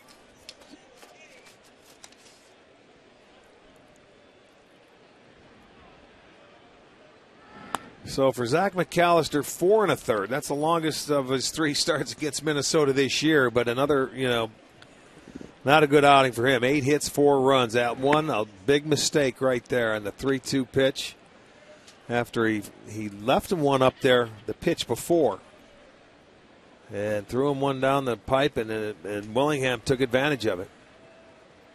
You go back and you look at it and you think to yourself, all right, what's the old adage? If you're going to get beat with your best pitch. So I understand throwing the fastball there, and as you pointed out, it's just a matter of location. Yeah. But I was really thinking going into that, he's going to throw a slider here down and away because of the way Willingham has been chasing a lot lately. But, at the end of the day, you got to throw the pitch that you have the conviction in, which was the fastball. Yeah, I don't second-guess pitches or anything. I mean, if those guys go out there, that's fine. You just have to execute your location much better than what he did, because he's a guy in the lineup that can burn you. I mean, that can take you out of the ballpark and beat you. It's the 3rd time you're facing him, and he realizes that. And he's going to kick himself, and he's going to see that pitch as soon as he let it go all night long. He's going to sleep on that and probably have nightmares about that pitch. But it's something that you have to do up at this level, man, if you want to stay in a ball game. Wow. Seddon wanted that call, thought he hit the target, didn't get the call. It's a walk for Morneau and a one-out base runner for Minnesota to bring up Chris Parmelee. Well, let's see where this pitch is. If anything, it's a hair low. Holbrook, we've seen some pitches down there, maybe called strikes, a couple of called balls. That one was maybe, I'd have to say low, if I'm guessing. Chris Parmelee, 0 for 2, the batter. But see, here's another guy, Chris Seddon, who obviously in audition mode for the Indians. They, used him as a starter in the minor leagues, but have pretty much gone to him out of the bullpen in the big leagues, figuring that, if he's got a future here, they feel like it's going to be as a reliever. Yeah, and so I don't know if he has enough to become a starter. There's a line drive bullet into right field. Morneau hits the bag at second, stops right there. And so here's a situation where Manny brings him in. You got a couple of left-handers up. He walks the first one, gives up a hit to the second one. So, these are these little microcosm moments for all of these players that everybody's watching. How does he handle this situation? Well, tonight, not so good. Well, we go on time and time again. There's a fastball, middle in. Great pitches to hit, and they're hitting them. That's why Minnesota is, when you look at the runs scored in the season series, that's the reason why they're doing it. Haven't executed a lot of pitches.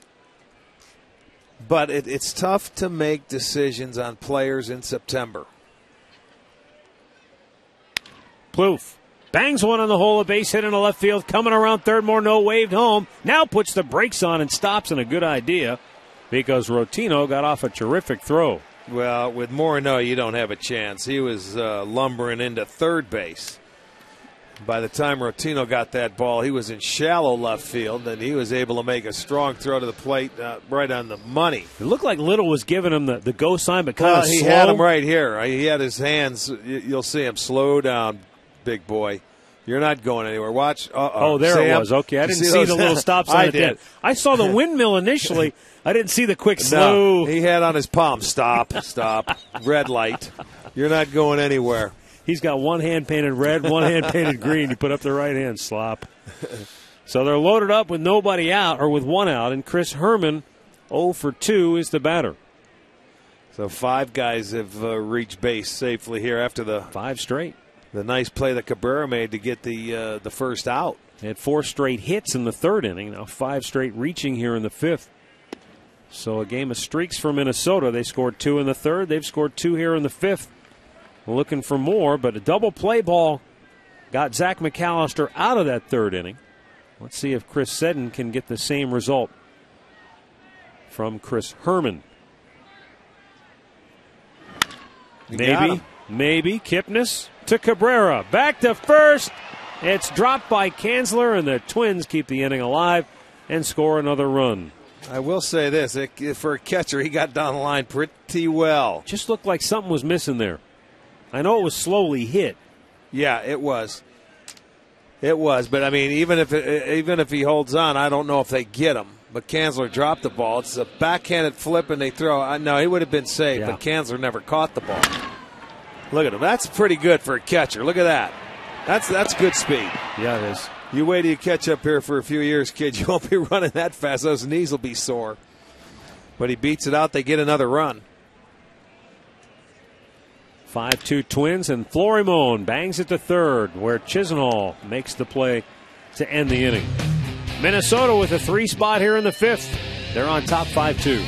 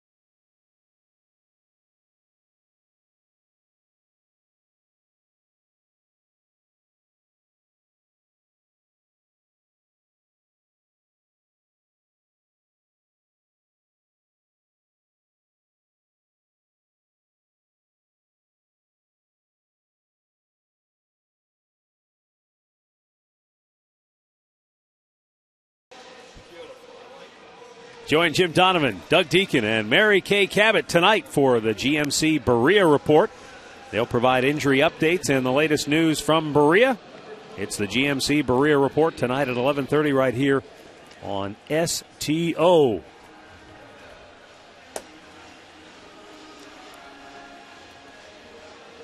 Drive down 5-2 as we go to the home half of the 5th. Vinny Rotino will lead it off. He walked, stole a base, and scored a run in the 3rd inning. And Jason Kipnis brought him home with an RBI single. But it was the base running of Rotino that made that inning happen. He walked, and then he stole second on the first pitch. Then he went to third on good aggressive base running on a ground ball to the shortstop. Yes, he did. He ended up, you're right, creating a run. Yeah, he sure did. With energy, yes.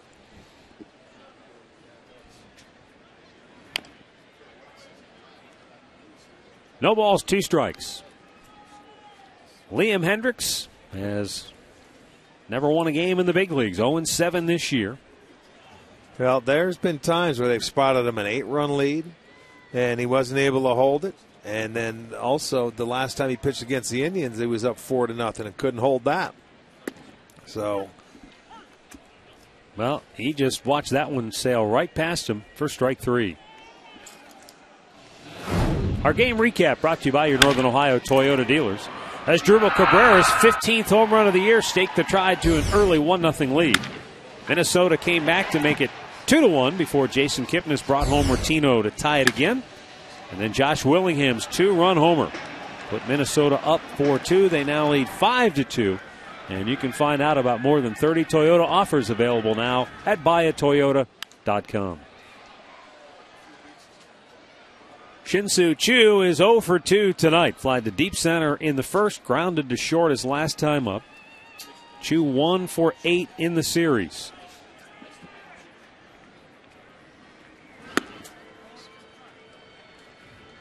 It's a ball inside to even the count of 1-1.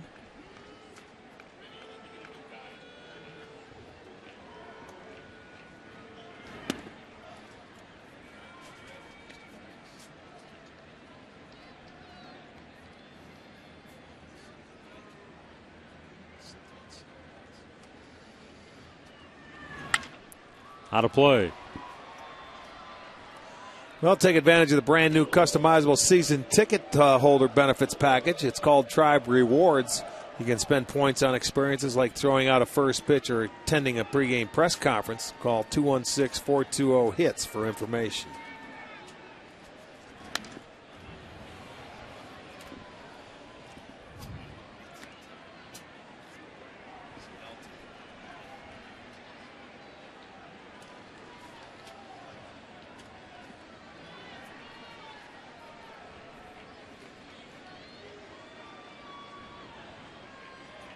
Fastball fouled away.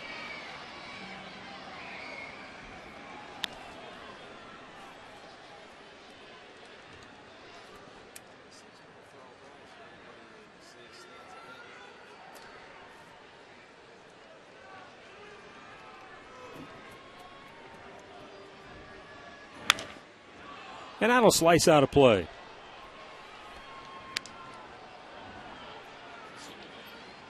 Detroit continuing to shut out Oakland 3-0 in the fifth. Meanwhile, in Chicago, White Sox Royals are scoreless in the third. Choo with a bouncer to first base. Morneau will take it himself, 2 away.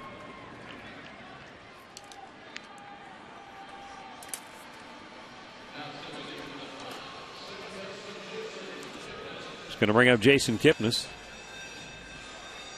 1 for 2 with an RBI tonight.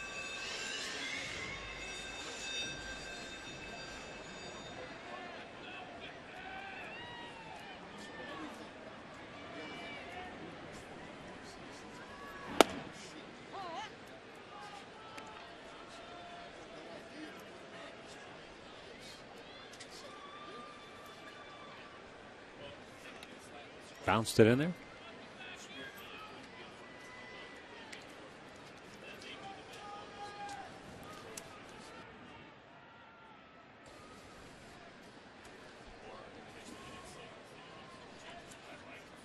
Kipnis with a fly ball to center field. Span broke back. Now he's in. And the inning is over. 5 in the books. 5-2 Minnesota.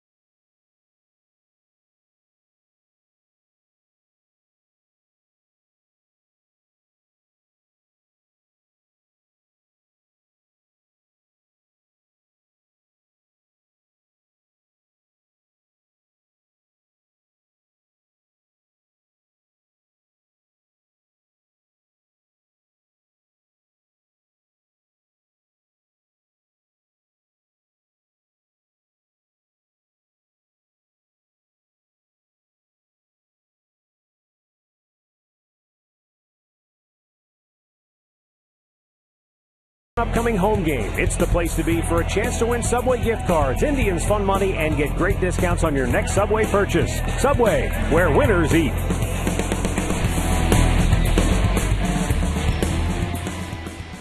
5-2 our score, 6th inning. And for Minnesota, top of the order, Denard Span, Jamie Carroll, and Joe Mauer. Chris Seddon finished the 5th inning. And he'll stay on to start inning number 6. Tribe bullpen quiet at the moment. Span 1 for 3, doubled and scored back in the 3rd.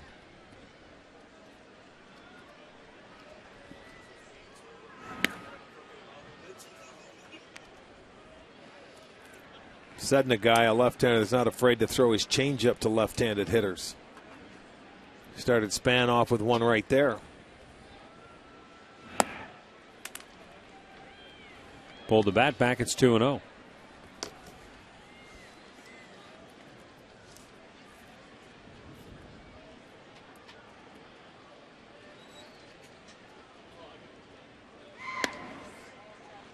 It's outside, 3 balls, no strikes.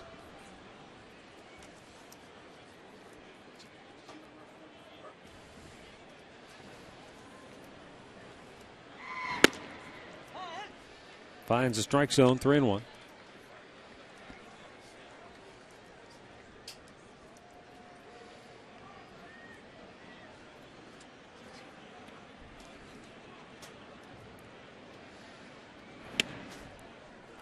And it's ball 4, so he walks the leadoff man. Second walk he's issued. He actually walked the first man he faced when he came on in the 5th inning. Let's get the answer to the AT&T trivia question. The guys who stole home since World War II 10 times or more. I know Rod Carew's one of them.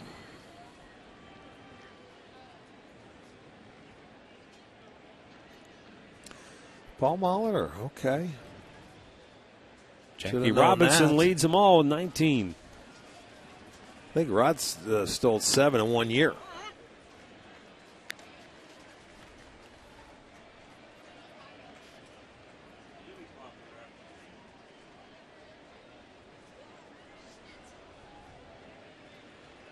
Jamie Carroll 2 for 3. Couple of singles and a run scored.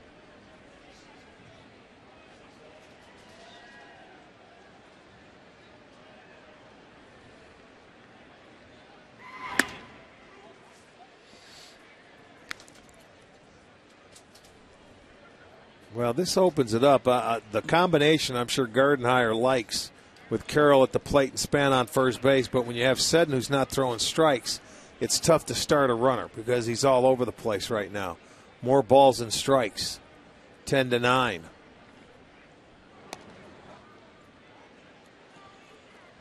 Well, with a guy like Carroll, you could just let Span try to steal it. Well, Jamie's only going to, he'll take some pitches. He will, but you want protection too. You want to try and first and third him if you can. The left-hander makes it, a little tougher to steal, and he's pretty quick to the plate. Bloop to right. Chu had trouble with the lights. He makes the catch. Boy, he awkwardly planted on that right leg. But he appears to be just fine. I tell you what, it looked like he twisted. And it didn't look real good, but he makes the catch. I thought that ball got away from him, but he caught it deep and late. Watch it, obviously in the lights. He's battling him. Oh, nice play. You're right. He had to go down there and took a divot. Please replace your divots. Watch the right foot. Digs it up, and he was able to make the play.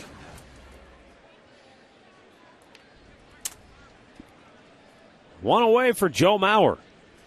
Walked and scored his last time up.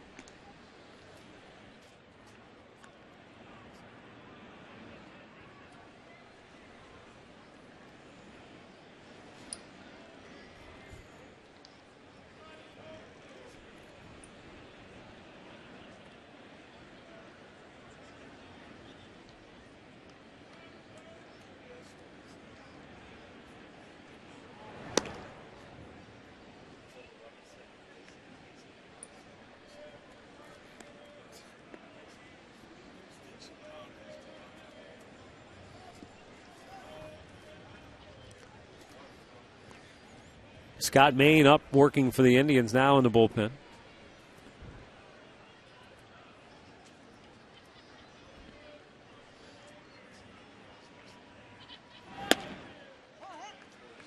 Mauer takes a strike.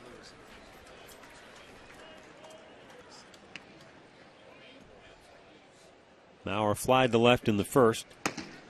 Lined an RBI single to center back in the third, and then walked, came around to score in the fifth.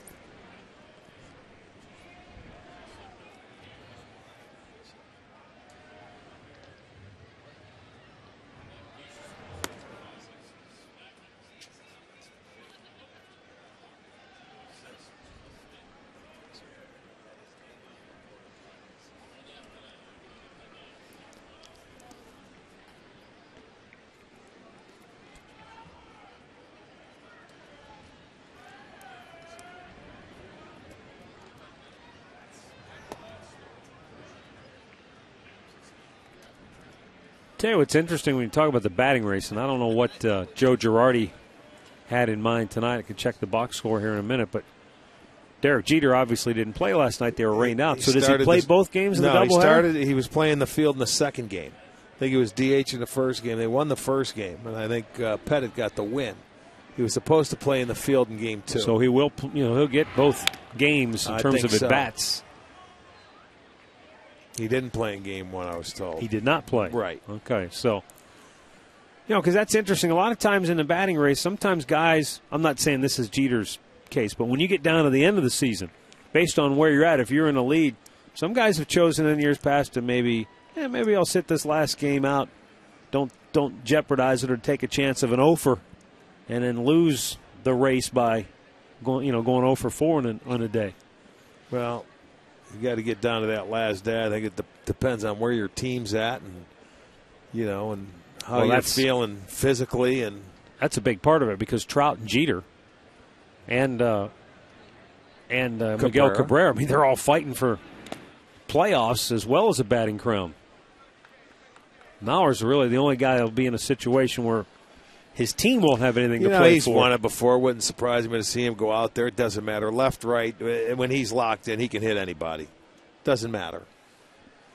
If he's healthy, feels good, you get after it. You got to go out and win it. You don't wait for it or try and come in the back door.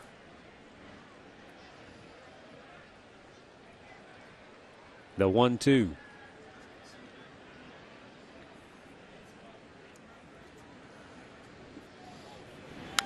Fouled back.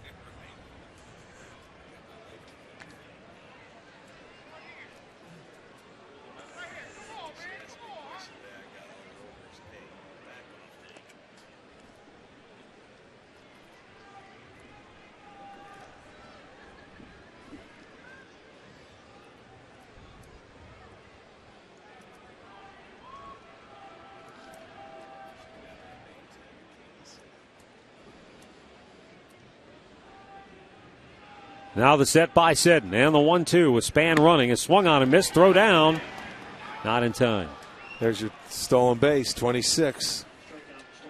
So that equals the most stolen bases without getting caught in a single season against an opponent. Most since 1949. Yeah, good high fastball by Seddon.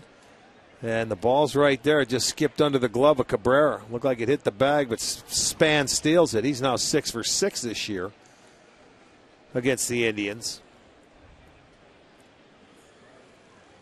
That equaled the mark that the Phillies had I don't think against they the want to Expos pitch to this guy here, do they? 2001 when they stole 26. With first base open, you better use your noggin here. This is the guy that did the damage back in the 5th to Zach McAllister. He drove in a run in the 3rd with a base hit, and he singled also in the 1st. What's it going to be? Change up, change up, change up. Bounced it in the dirt. Yeah, or something like that. Just go ahead and put him on unless you want to test and see what Seddon can do. But don't throw him a strike.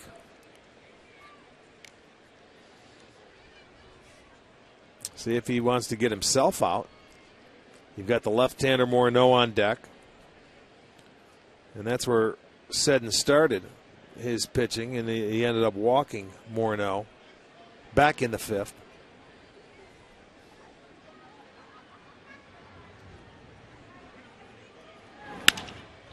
A hot smash into center and a base hit will bring home Denard Span. I really don't understand that. 6-2 Minnesota.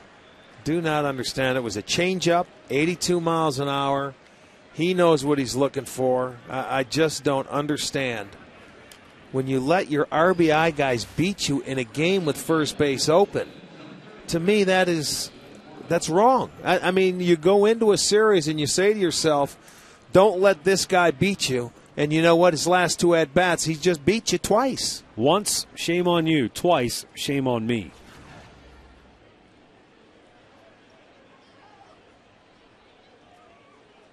Justin Morneau bangs it to first. Kanzler will tag the bag, and the inning is over. But Minnesota adds to their lead. They're on top now, 6-2.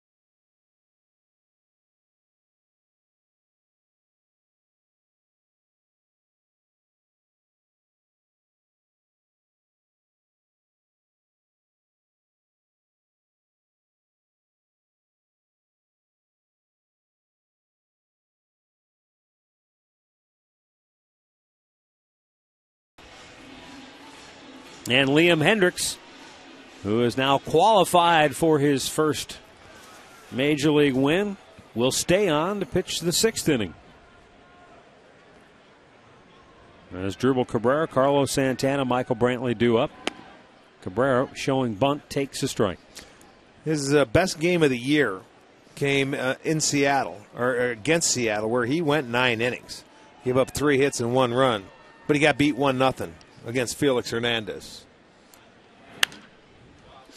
Yeah, other than that, he's only gone 6 innings, 2 times. So, yeah, that was a rare oddity. He's one of only a small number of pitchers who, as a rookie, pitched a complete game shutout, or gave a 1 runner and lost. And lost that game. He pitched it against the wrong team. Yeah, but now you're getting into that part of the ball game where he knows, look, I've got to be perfect. He's probably on a short leash, I would think. But he's only given up 2 hits so far. But when you look at last night's ball game, same thing happened with Walters. He went out there, he went 5, and then they tried to send him out in the 6th. He was just about done. He gave up 3 straight hits. Cabrera kind of jammed on that pitch. Is thrown out by the third baseman Plouffe, 1 away. Well, spend some time with the Indians next spring in Arizona. Whether it's a week-long or a weekend trip, Indians travel packages will fit your schedule. You can create your own mini game plans or go for all-inclusive trips with player meet and greets. Go to Indians.com or call 216-420-HITS for all the details. All right, 6-2, Minnesota on top. Carlos Santana 0 for 2 tonight. Will bat with 1 out here in the home half of the 6th, then he pops it straight up. Behind the plate, back to the screen, and out of play. And let the scrum begin. He took a nice high hop. And I'll be darned. The mother got it and gave it to her kid. Nicely done.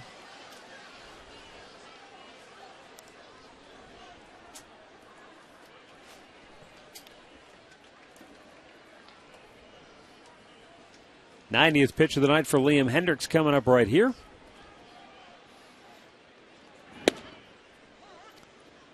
And it's 0-2.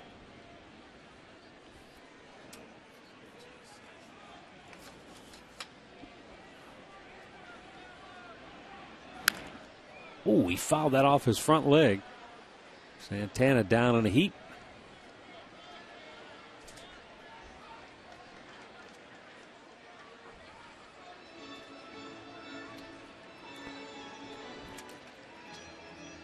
Right above the shin guard.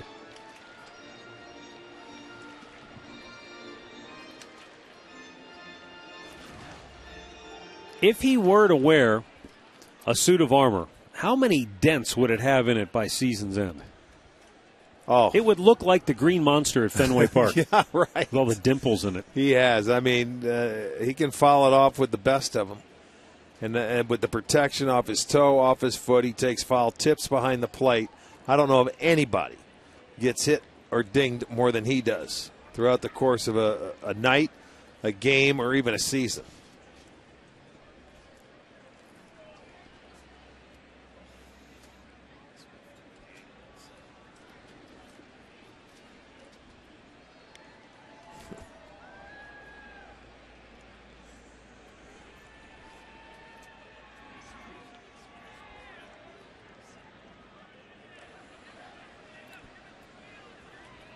All right, he's ready to climb back in, though it doesn't appear the pain has subsided much. The 0-2 is outside.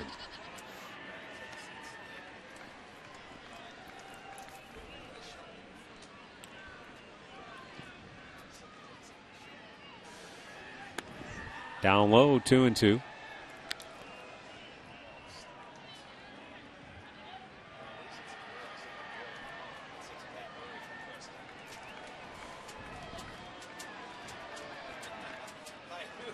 Outside, he missed full count. So from 0-2 to 3-2.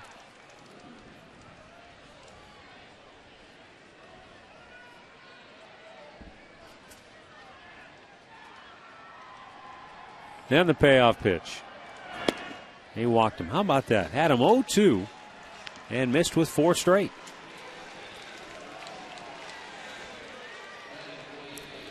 Jim Donovan, Doug Deacon, and Tony Grossi return tomorrow night for Sunday Strategy. They'll break down the Browns' matchup with the Bills, trying to slow down Buffalo. Ryan Fitzpatrick, C.J. Spiller, and the likes. And, of course, they'll have to slow down big Mario Williams on the defensive side as well. Sunday Strategy tomorrow at 7 right here on STO. Here is Michael Brantley. Taking up high. So that's 5 straight the right-hander is missed with.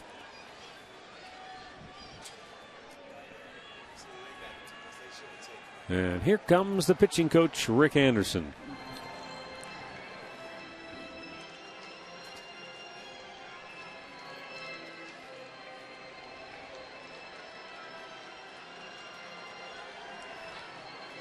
Tigers now lead Oakland 4-0. Kansas City with a 1-0 lead over Chicago. They're in the 4th inning at Kauffman Stadium.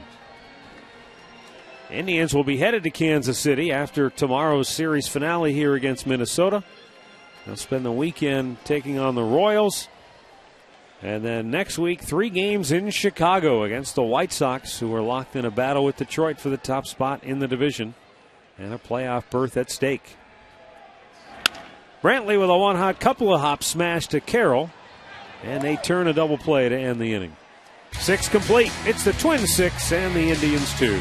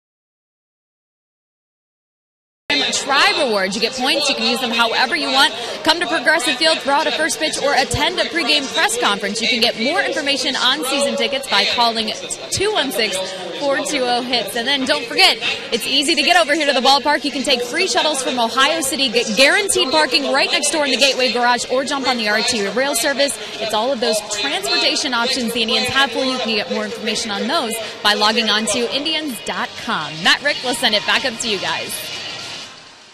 Thanks, Katie.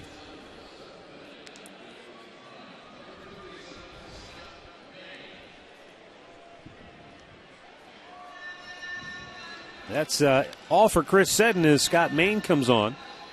Seddon went an inning and 2/3, allowing 2 runs on 3 hits, walked 2, struck out 1. And Scott Main, already the 5th appearance. He'll be facing Chris Parmalee, Trevor Plouffe, and Chris Herman. He ended up taking the loss in last night's game. So back in here tonight, 6-2 ball game. Twins with 11 hits. The Indians with just 2.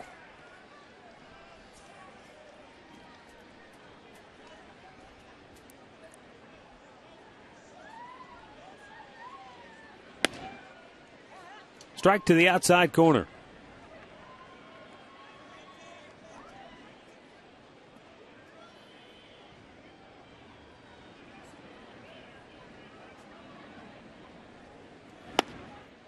Missed outside with it.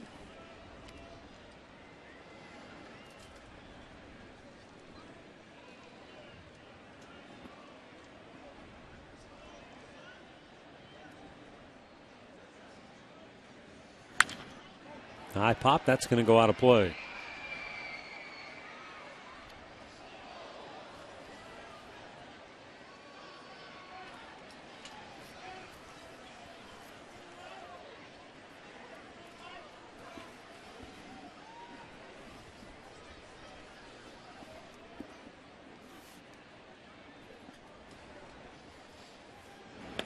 Low and away.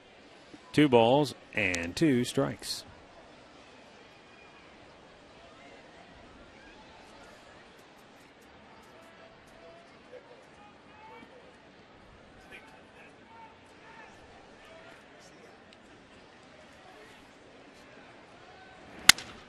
Sounded like he broke his bat, but he pops it deep enough to center for Michael Brantley to make a catch. 1 away.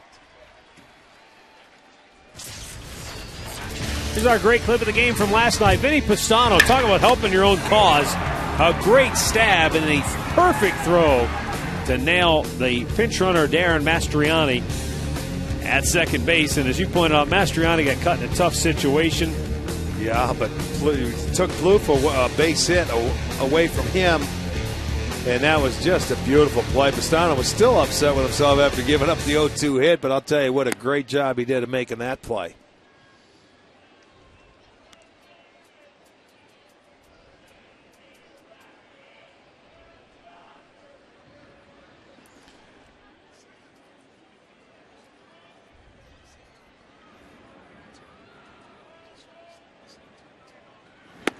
Missed inside.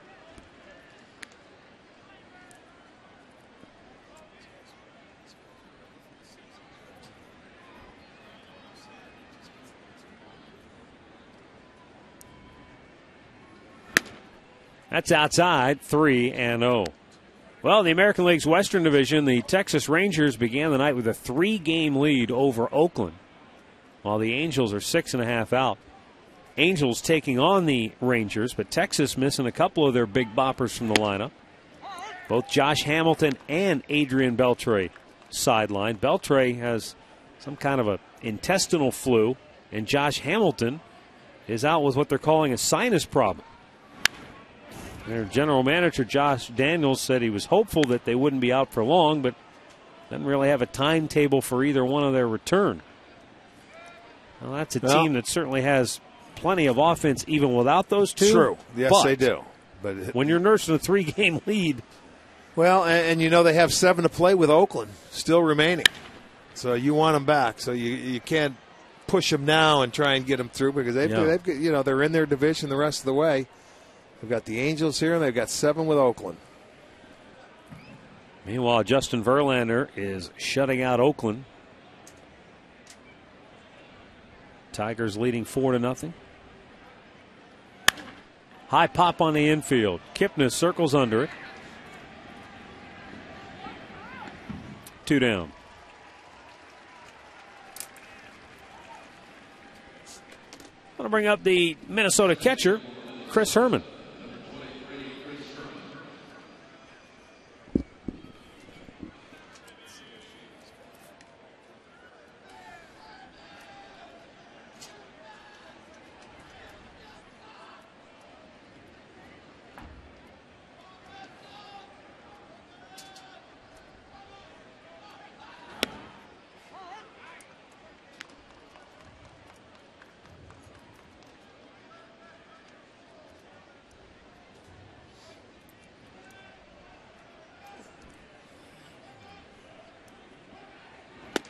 Check to swing, a called strike.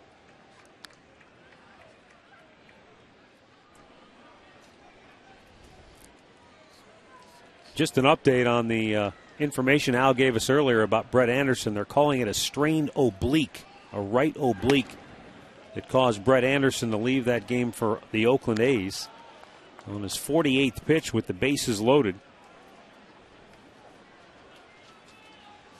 Those obliques are tricky. They're hard to figure out. They last a long time. Swung on and missed. A good job by Scott Maine. He sets him down 1-2-3. 7th inning stretch here at Progressive Field, where the Indians trail the Twins 6-2. Brought to you by the Cleveland Clinic's free walking program. Let's move it.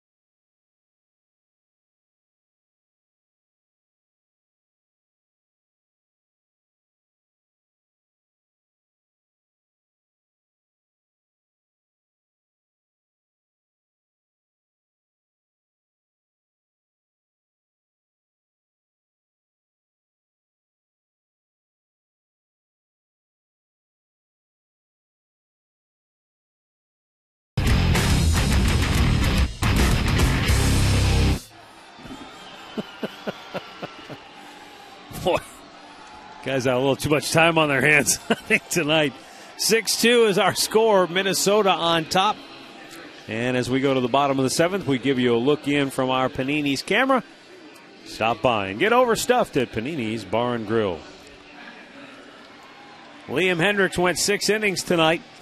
He is in line for his first ever Major League win, if the bullpen can hold it for him. Alex Burnett will come on for the 63rd time this year. Burnett, an inning in last night's game with zeros across the board. He's coming on to face Hafner, Kanzler, Chisenhall. Hafner grounds one right up the middle, bobbled by Florimon, but he recovers in time to throw him out.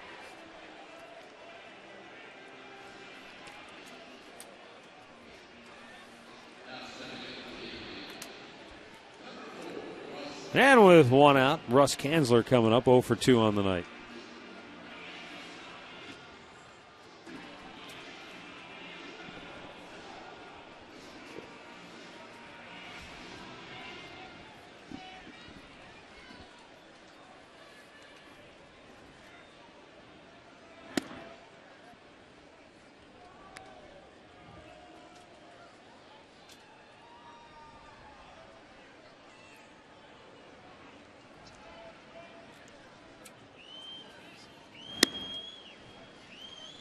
2 balls, no strikes.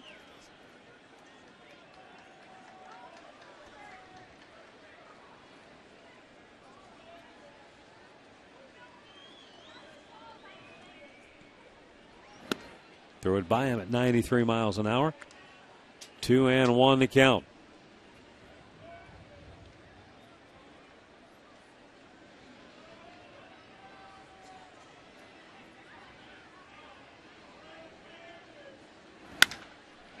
High fly ball, left center field. Span on the move. The center fielder backpedaling onto the track, and we've got 2 down.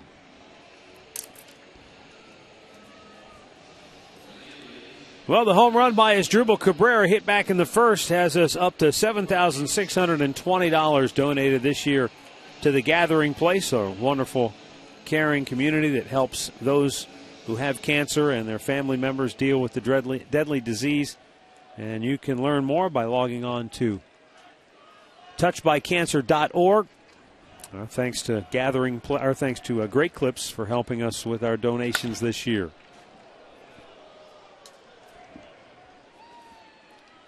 Lonnie Chisenhall has struck out, grounded out tonight.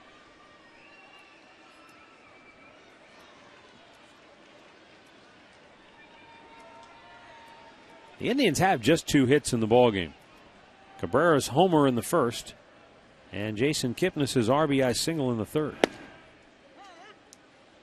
They've had a runner reach by the hit pitch, and that was Hafner. Rotino walked. Hafner reached on an error, and Santana walked.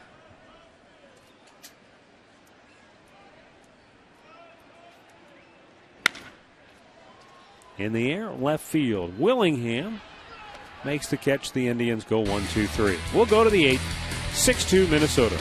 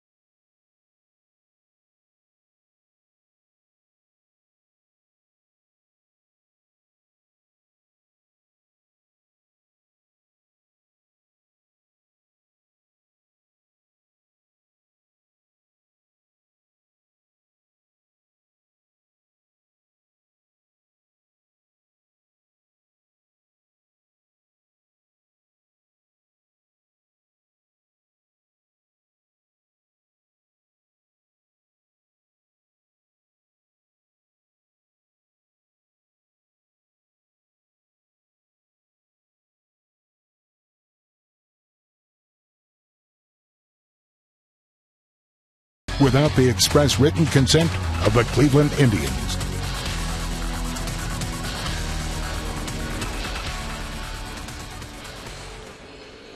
(6-2) Minnesota on top as we go to the 8th inning, and the Tribe goes back to their bullpen. Third straight left-hander to come on for the Tribe as Tony Sipp will pitch in his 57th game of the year. Brent Lillibridge has come on for Asdrubal Cabrera, who may have re-aggravated that wrist injury that he was dealing with.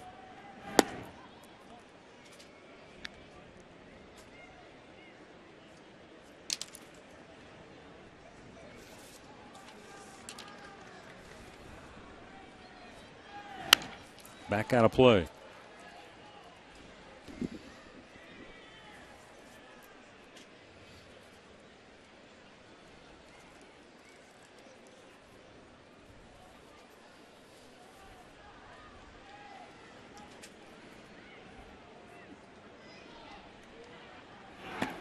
Down in the dirt.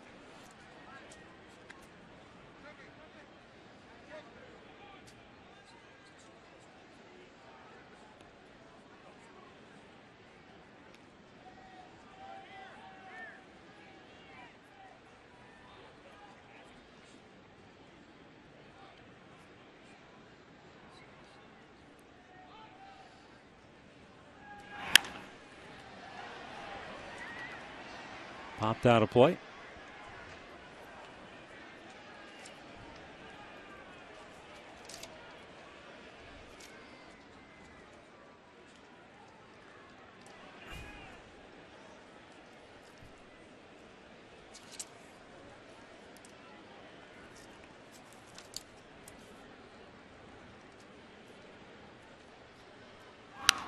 Fouled right back.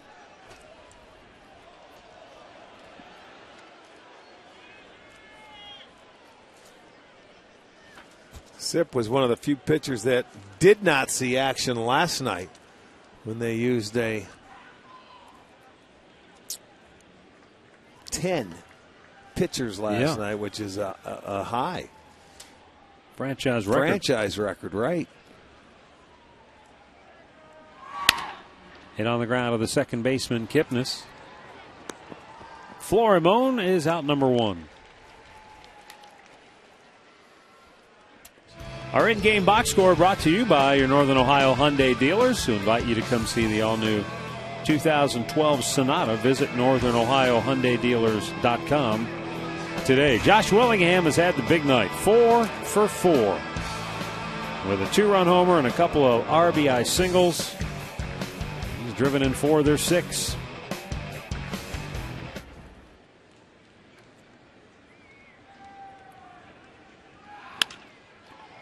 Span just kind of reached for it and rolls it over to second base. 2 down.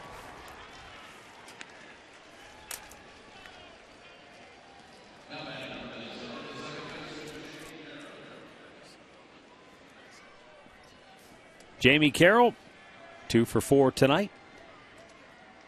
And 4 for 10 in the series.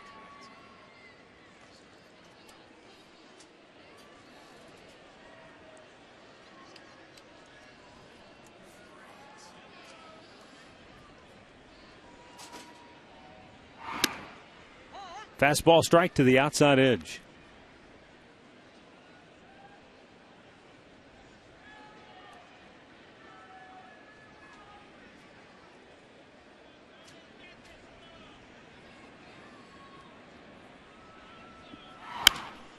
There's a drive to deep left field. Rotino on the run. Off his glove. And Jamie Carroll flying around second, puts the brakes on, stops there with a 2-out double. Rotino on a dead run, got leather on it, but couldn't bring it in. Jamie Carroll with his 3rd hit of the night.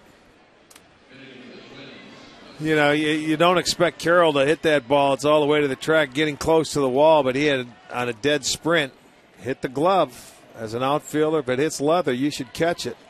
At least you feel that way anyway. It wasn't an easy play, but he got leather on it. It goes off the end. A 2-out double now.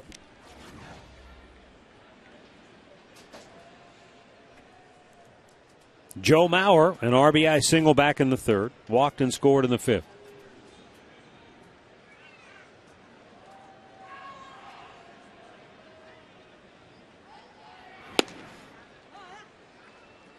Well, at season's end, Rick, the Indians will have a decision to make on Tony Sipp, who will be arbitration eligible. Obviously, even though he hasn't had a great year, you know, he's the way the game works, he'll be due a big bump in pay.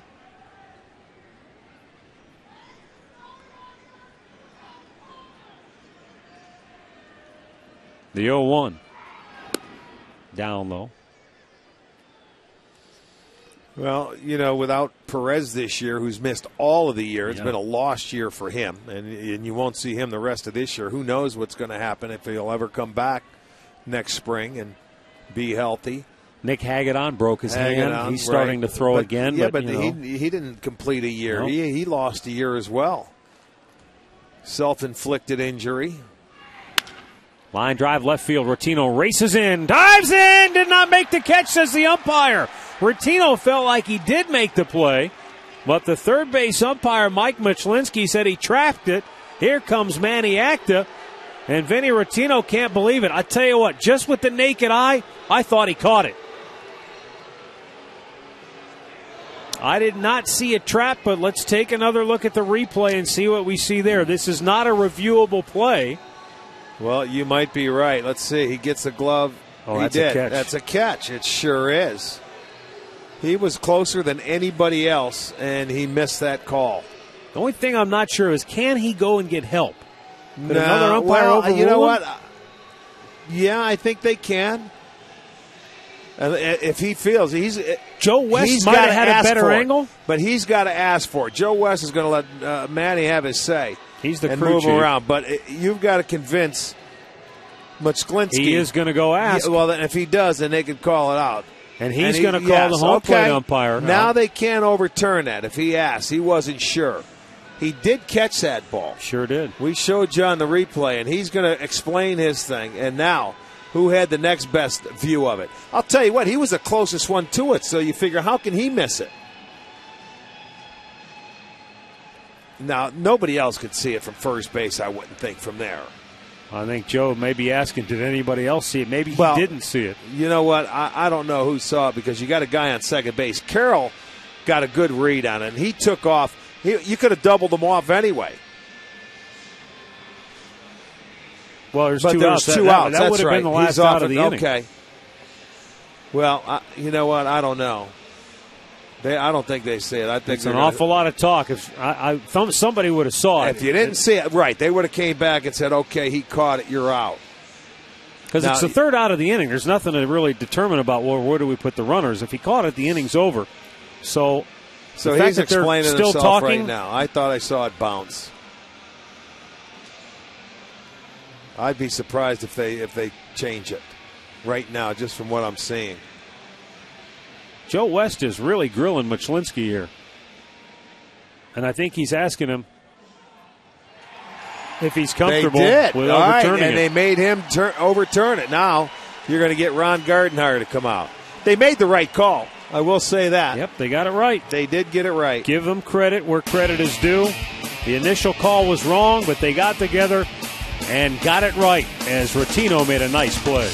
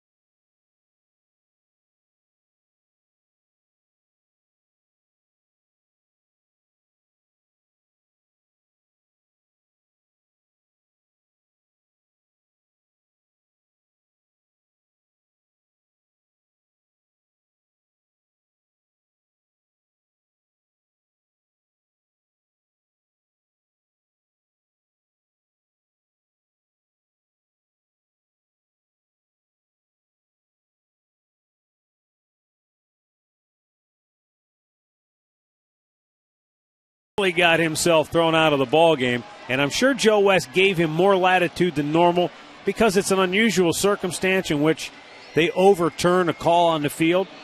But at the end of the day, they got the call right, and there was a lot of finger pointing going on when they parted company. Yeah, they both had their say. Is Gardenhire's argument that shouldn't be your call? Is that what he was arguing? It's not your call to make there? You know what? I don't know. It's hard to tell. I don't know. Vinny Rottino turns on the first pitch of the inning and laces it into the left field corner. And he's on his way to second base with a leadoff double.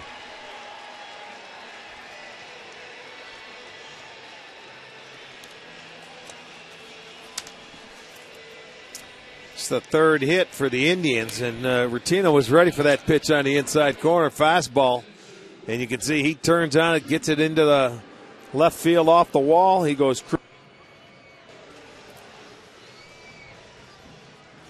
So the leadoff man aboard and back to the top of the lineup.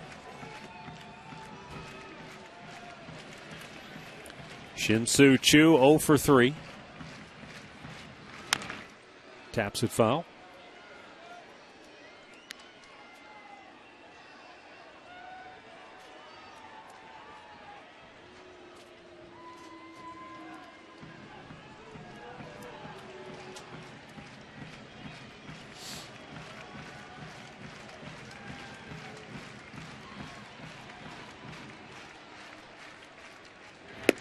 Swung on and missed it. A good fastball away.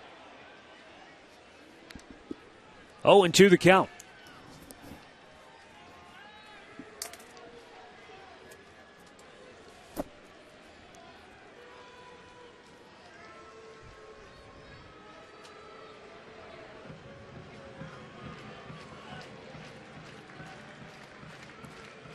Tigers have added to their lead against Oakland. 5-0 Detroit in the 8th inning now at Comerica Park.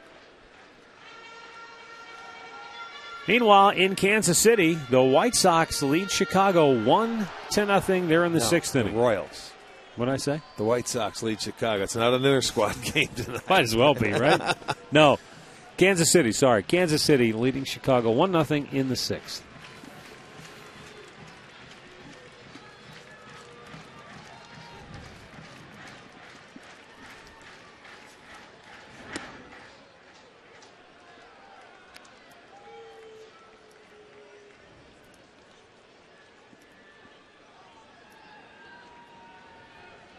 And that's that Chris Sale pitching for the White Sox tonight. Louis Mendoza twirling a gem so far for the Royals. Oh, it's Bruce Chen. They flip-flopped. They had Chen going tomorrow on the schedule.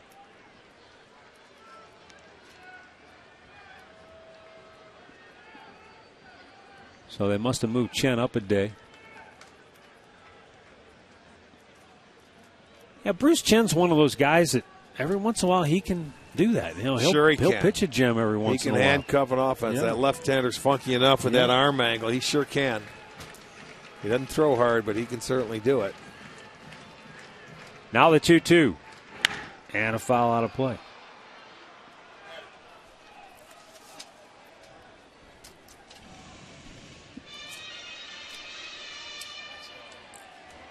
Six, 2 in favor of the Twins. The Indians have their leadoff man at second base, and Shin-Soo Choo battling with a 2-2 count.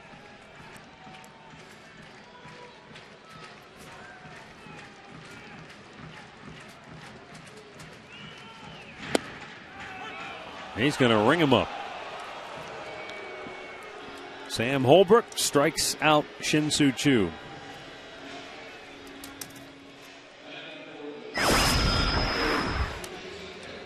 Well, our Ford highlight reel is Liam Hendriks, who was 0-7 on the year, 0 for his major league career as a pitcher. But a chance to get his first victory here tonight because he went 6 innings and gave up just 2 hits. The Indians were fortunate, when you think about it, to get 2 runs on those 2 hits. Cabrera had a homer, and they turned a walk and some aggressive base running into another run. Now a base hit up the middle by Kipnis. He's about to drive in his second run of the night. He drove in Rottino back in the 3rd. He drives him in again here in the 8th. And Kipnis now with 69 runs batted in on the year to take over the team lead. Ribby's coming on sinkers, and he used the big part of the field right up the middle. Little two-seamer. You can see Florian over dives on that ball. And it goes underneath his arm into center field. So the Indians, it's a 6-3 ball game now. Kipnis 2 out of the 3 runs driven in.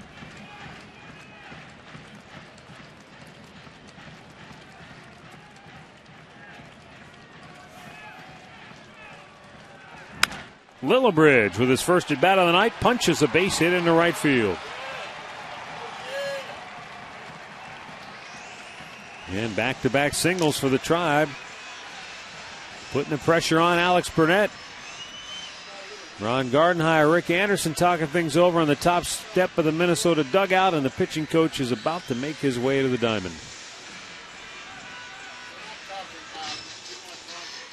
Big left-hander is Tyler Robertson.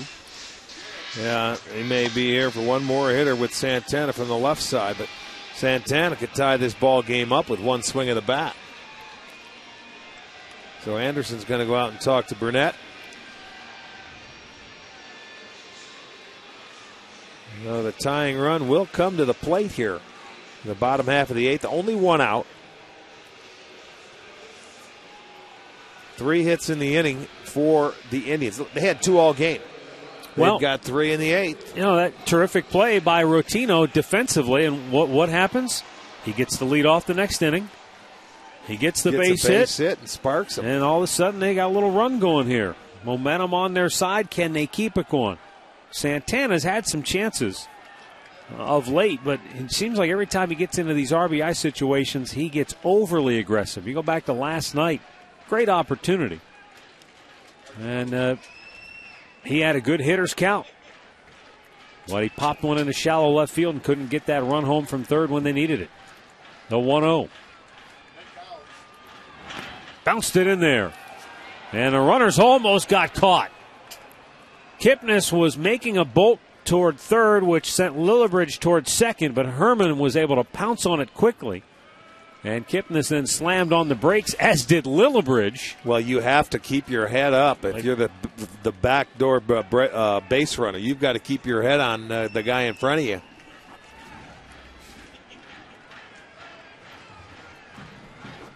Here's the 2-0.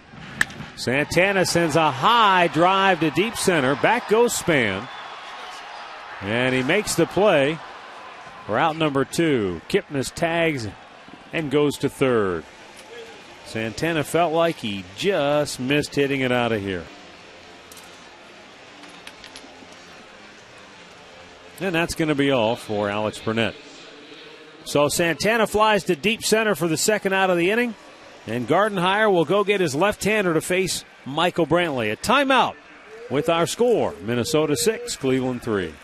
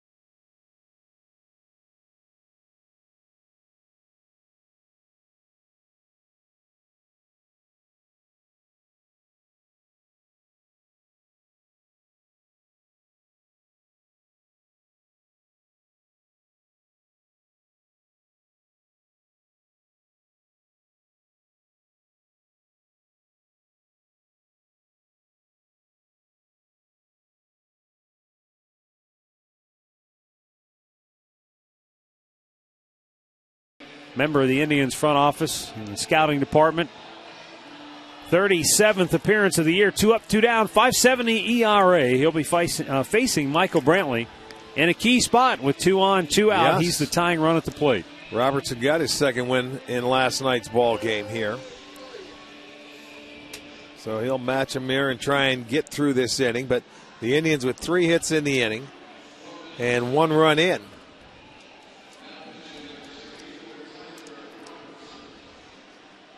So you got a couple left-handers next. You got Brantley, Hafner on deck.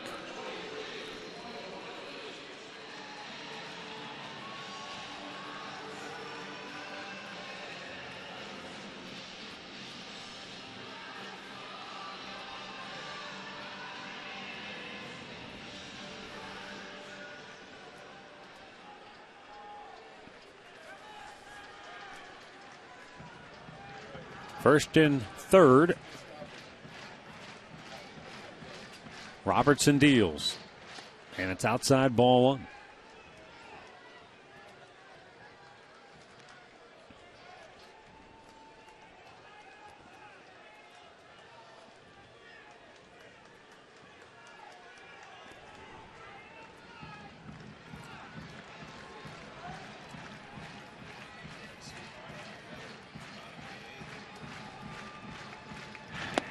Brantley a swing and a foul tip. It's 1 ball, 1 strike.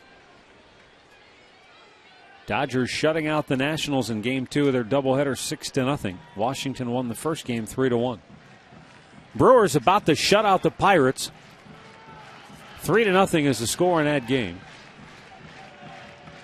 For the second straight night. They shut them out 6-0 last night. Brantley with a base hit in the right field. Scoring is Kipnis. It's a 6-4 ball game. And now the tying run is at first base with 2 down in the inning as Michael Brantley delivers his first hit of the game. And he picks up his 59th run batted in on the year. He just shot one through the right side of the infield. Well, he got a fastball to his liking, middle in. He was able to turn on it. He fouled the slider off.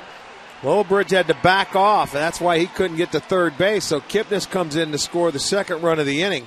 Makes it a 6-4 ball game. Michael Brantley ends up getting his 59th RBI. And there's still 2 out and runners on first and second. And now Travis Hafner to the plate, hit by a pitch his first time up. Reached on an error in the 4th and grounded to short his last time up.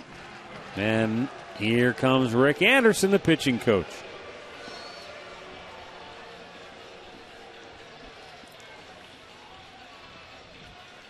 They have made a few trips in this inning to the mound.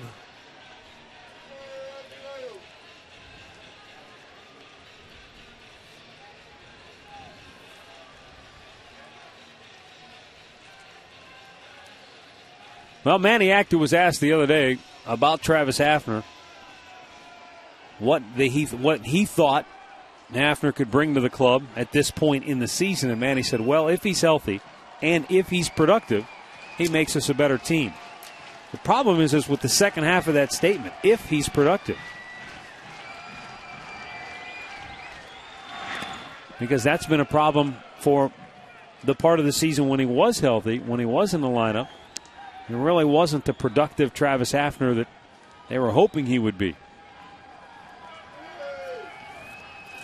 Well, for Hafner, he was your designated hitter starting out the year. He was the guy that was supposed to hit 4th, supposed to drive in runs. And that's something that he didn't do on a consistent basis. And again, injured. And again, a couple times on the disabled list.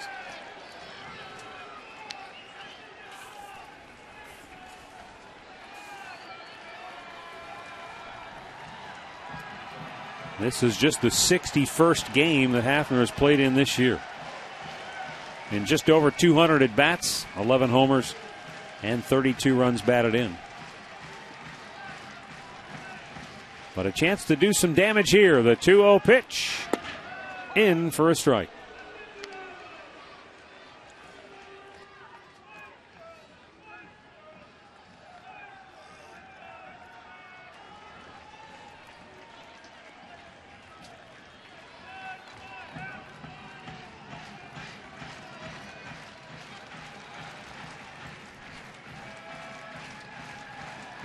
And the 2-1 offering.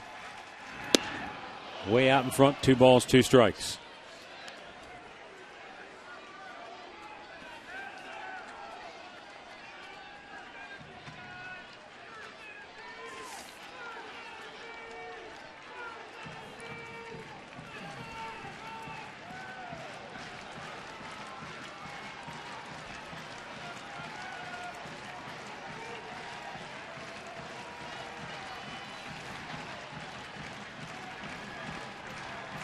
The 2-2. A little bit outside of a full count.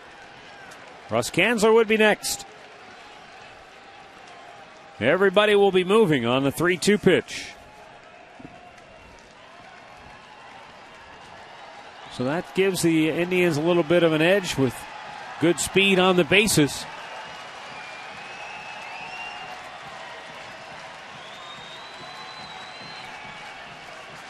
Morneau playing well behind Brantley at first, so he should be able to get a big jump. And a 3-2 is swung on and missed. Chased one in the dirt, and the inning is over. Tribe gets a pair. We'll go to the ninth, 6-4 Minnesota.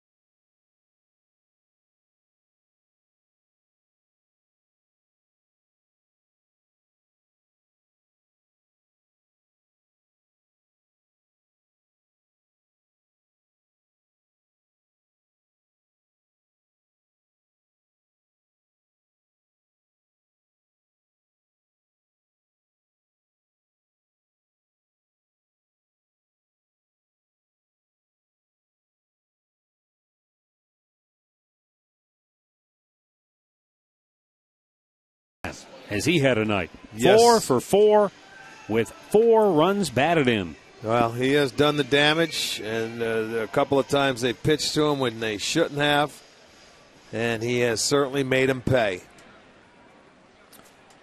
First 4-hit game of the year for him. Career high. Third time he's had a 4-ribby game this year.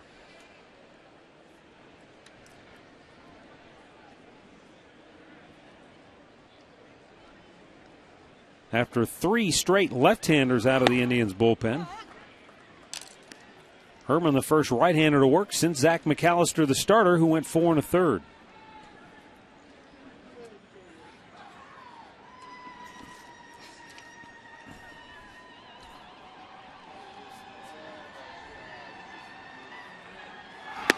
Tampa Bay desperate for a win tonight in the AL East. They are pasting Boston 12-3 the score in that ball game. But boy, things are slipping away quickly for the Rays. They're 6 out in the East and 6 out in the wild card as well. That's a tough way to go with so many teams to try and jump over.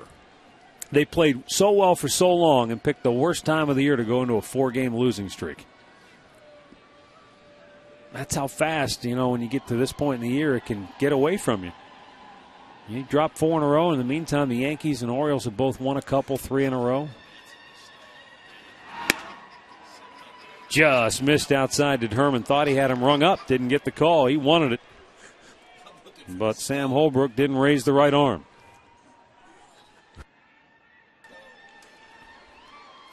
Six runs, 12 hits for Minnesota. 4 runs, 6 hits for the Indians.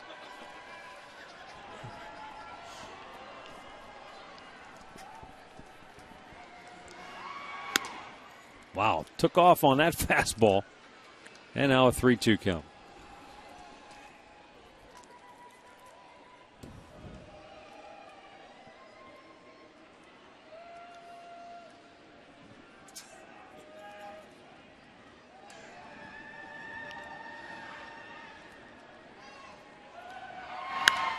High pop foul, and into the seats it goes.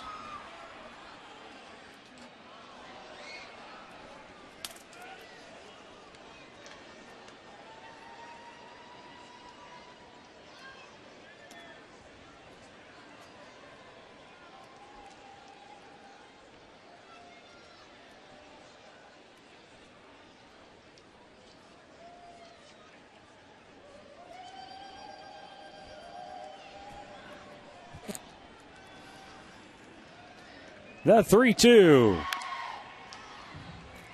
Well, Frank's challenging him. He's just rearing back and throwing fastballs, but Willingham able to continue to fight him off to stay alive. Yeah, he's had one of those nights where everything he's been able to get to, he's been able to handle. They kept him in the ballpark except for the one time. Hit his 35th homer. Drove in a pair. High pop in the left. And Rotino makes the catch. 1 down. It's Miller time, brought to you by Miller Lite. And back in the 5th inning with Josh Willingham at the plate. He fouled off the first pitch right there at 3-1. Made it 3-2 and got the exact same pitch the next pitch and left the ballpark. Look at it. Fastballs. Same spot. I mean, absolutely. Is that unbelievable? Identical. Came back, and you know what? You get away with one, but not the second one. That was his 35th home run.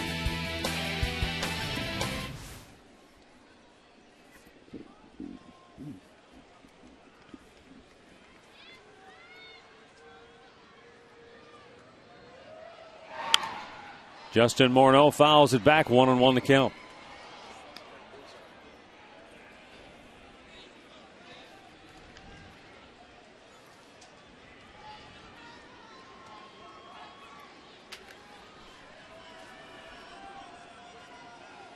Yankees trying to sweep a doubleheader from Toronto, by the way. They won the first game 4-2. They lead the second 2-1 in the 8th.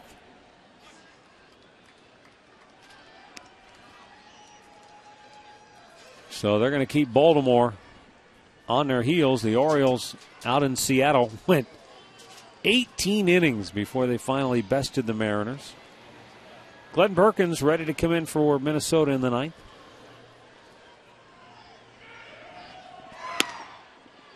Too high, it's 2-2.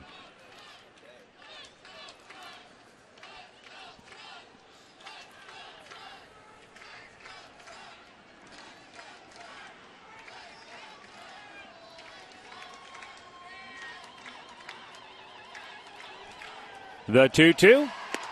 Strike 3 called. Just blew it right by him, or no. Obviously looking for something else. Though with Herman, it's not like you can really not look for the fastball, can you? It's bread and butter. It is, and he just threw him the breaking ball before, but he had to be sitting something else. That's when you're guessing up there, and he was guessing he wasn't going to get a fastball. And you walk away and say, gosh, what am I doing?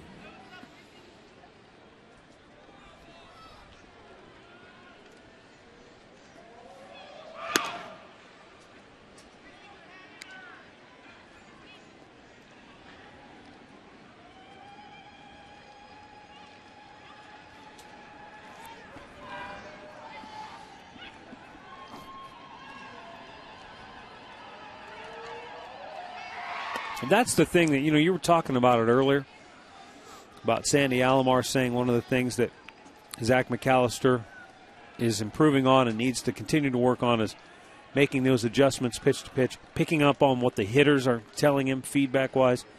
I often wonder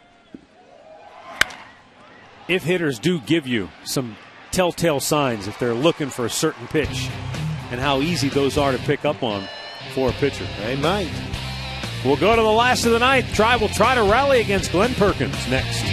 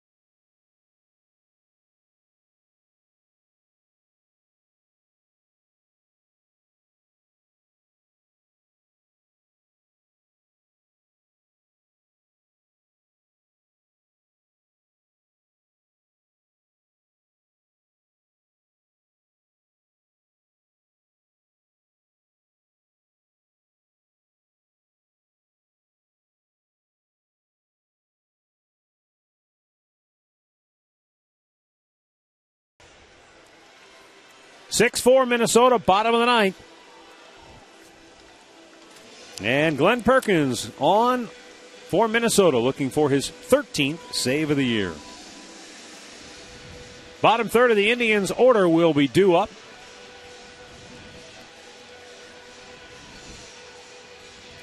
Matt Carson has come into the game, taking over for Josh Willingham in left field.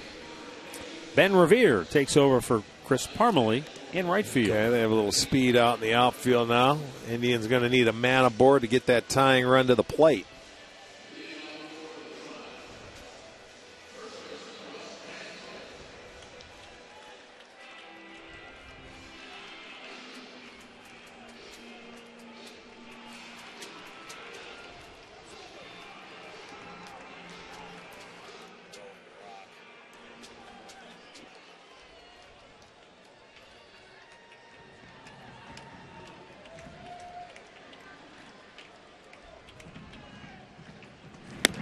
Russ Kanzler looks at ball one up high.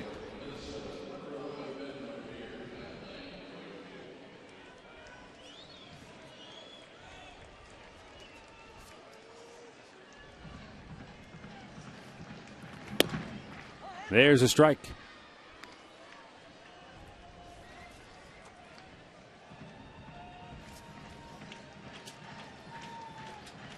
Kanzler 0 for 3. Trying to get the Indians started here in the bottom of the ninth. Takes inside. It's 2-1.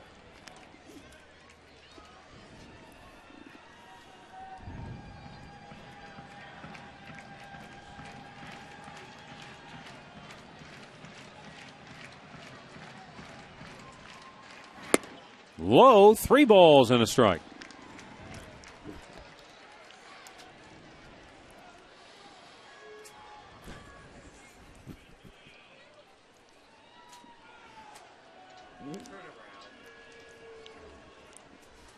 Yeah. Give me the backup. Webbing, stitching, busted broke. It loose. Must have. Call the glove doctor. Got to go out for the backup. That's why you always carry an extra one.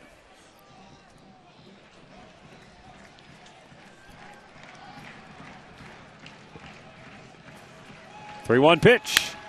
Kanzler lifts it in the air, right center field. Long run for Revere, but just into the ball game, he's able to run it down, one away. Conrad's Tire Express and Total Car Care postgame show comes your way right after the ball game tonight here on Sports Time Ohio. We'll go back and look at the highlights, break it all down, and look forward to our upcoming final road trip of the year. Going to Kansas City and then Chicago.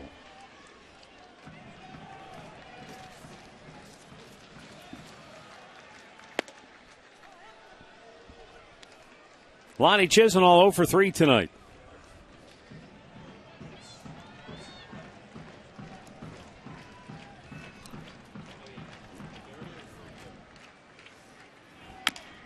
High chopper off the plate. Morneau with the flip. Chisenhall beat him to the bag. Good hustle by Lonnie Chisenhall. He simply outran Glenn Perkins to first base. And Perkins didn't loaf. And it looked like he had a good angle, but Rick, the last 5 feet looked like Lonnie hit the afterburners. Well, that ball came off the plate and it was high enough, and you realize that as a hitter, I got to get going. I got to beat the pitcher there. The only play, Morneau's got to get it, and you see he was just a little slow. He had to wait for the ball, and he legitimately did. He beat him. He had to get there. He was a half a step late because the ball was so high. He hustles. He gets to first base and just does get the foot down. Tying run comes to the plate now. And Vinny Rotino is the batter. He takes ball 1. Rotino's had a good night. For a guy who hasn't really seen a lot of playing time at all since he got the September call-up, Vinny playing in just his 9th game on the year. He had 11 at-bats coming into tonight. Walked and stole a base, scored in the 3rd. Doubled and scored in the 8th. Takes a strike here to even the count at 1-1.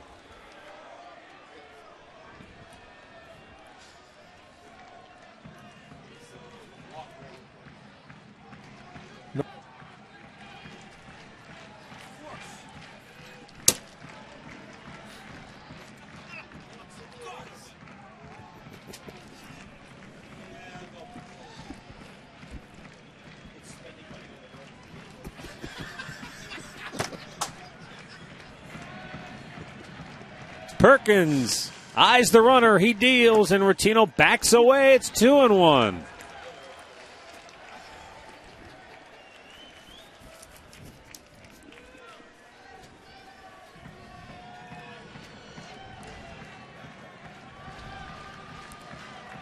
Boy, you get Rotino aboard, and that really make this thing interesting. Fly ball to right, though. And Ben Revere will make the catch. 2 down. So it's up to Shin-Soo Choo to try and keep it alive for the Indians here. The left-on-left matchup. Choo 0 for 4 tonight and just 1 out of 10 in the series. Herman out for a brief check with his pitcher, Glenn Perkins, as they'll go to work against Choo now.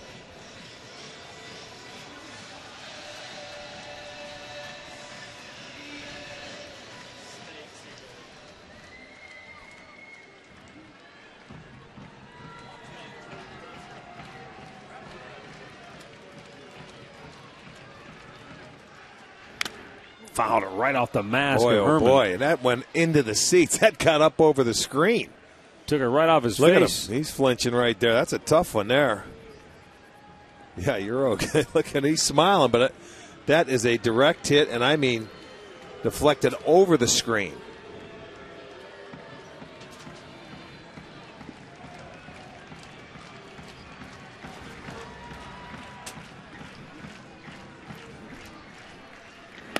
Low and away. 1 ball, 1 strike.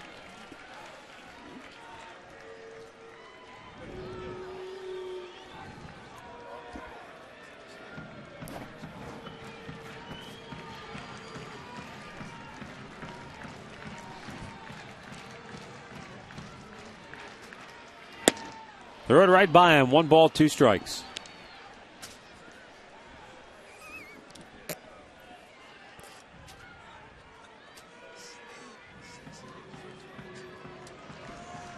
Indians down 6-4 here in the bottom of the 9th, and a 1 ball, 2 strike count for Shin-Soo Choo.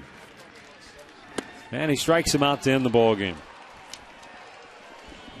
Minnesota wins it 6-4 as they'll go for a sweep now of the Indians in the series finale tomorrow.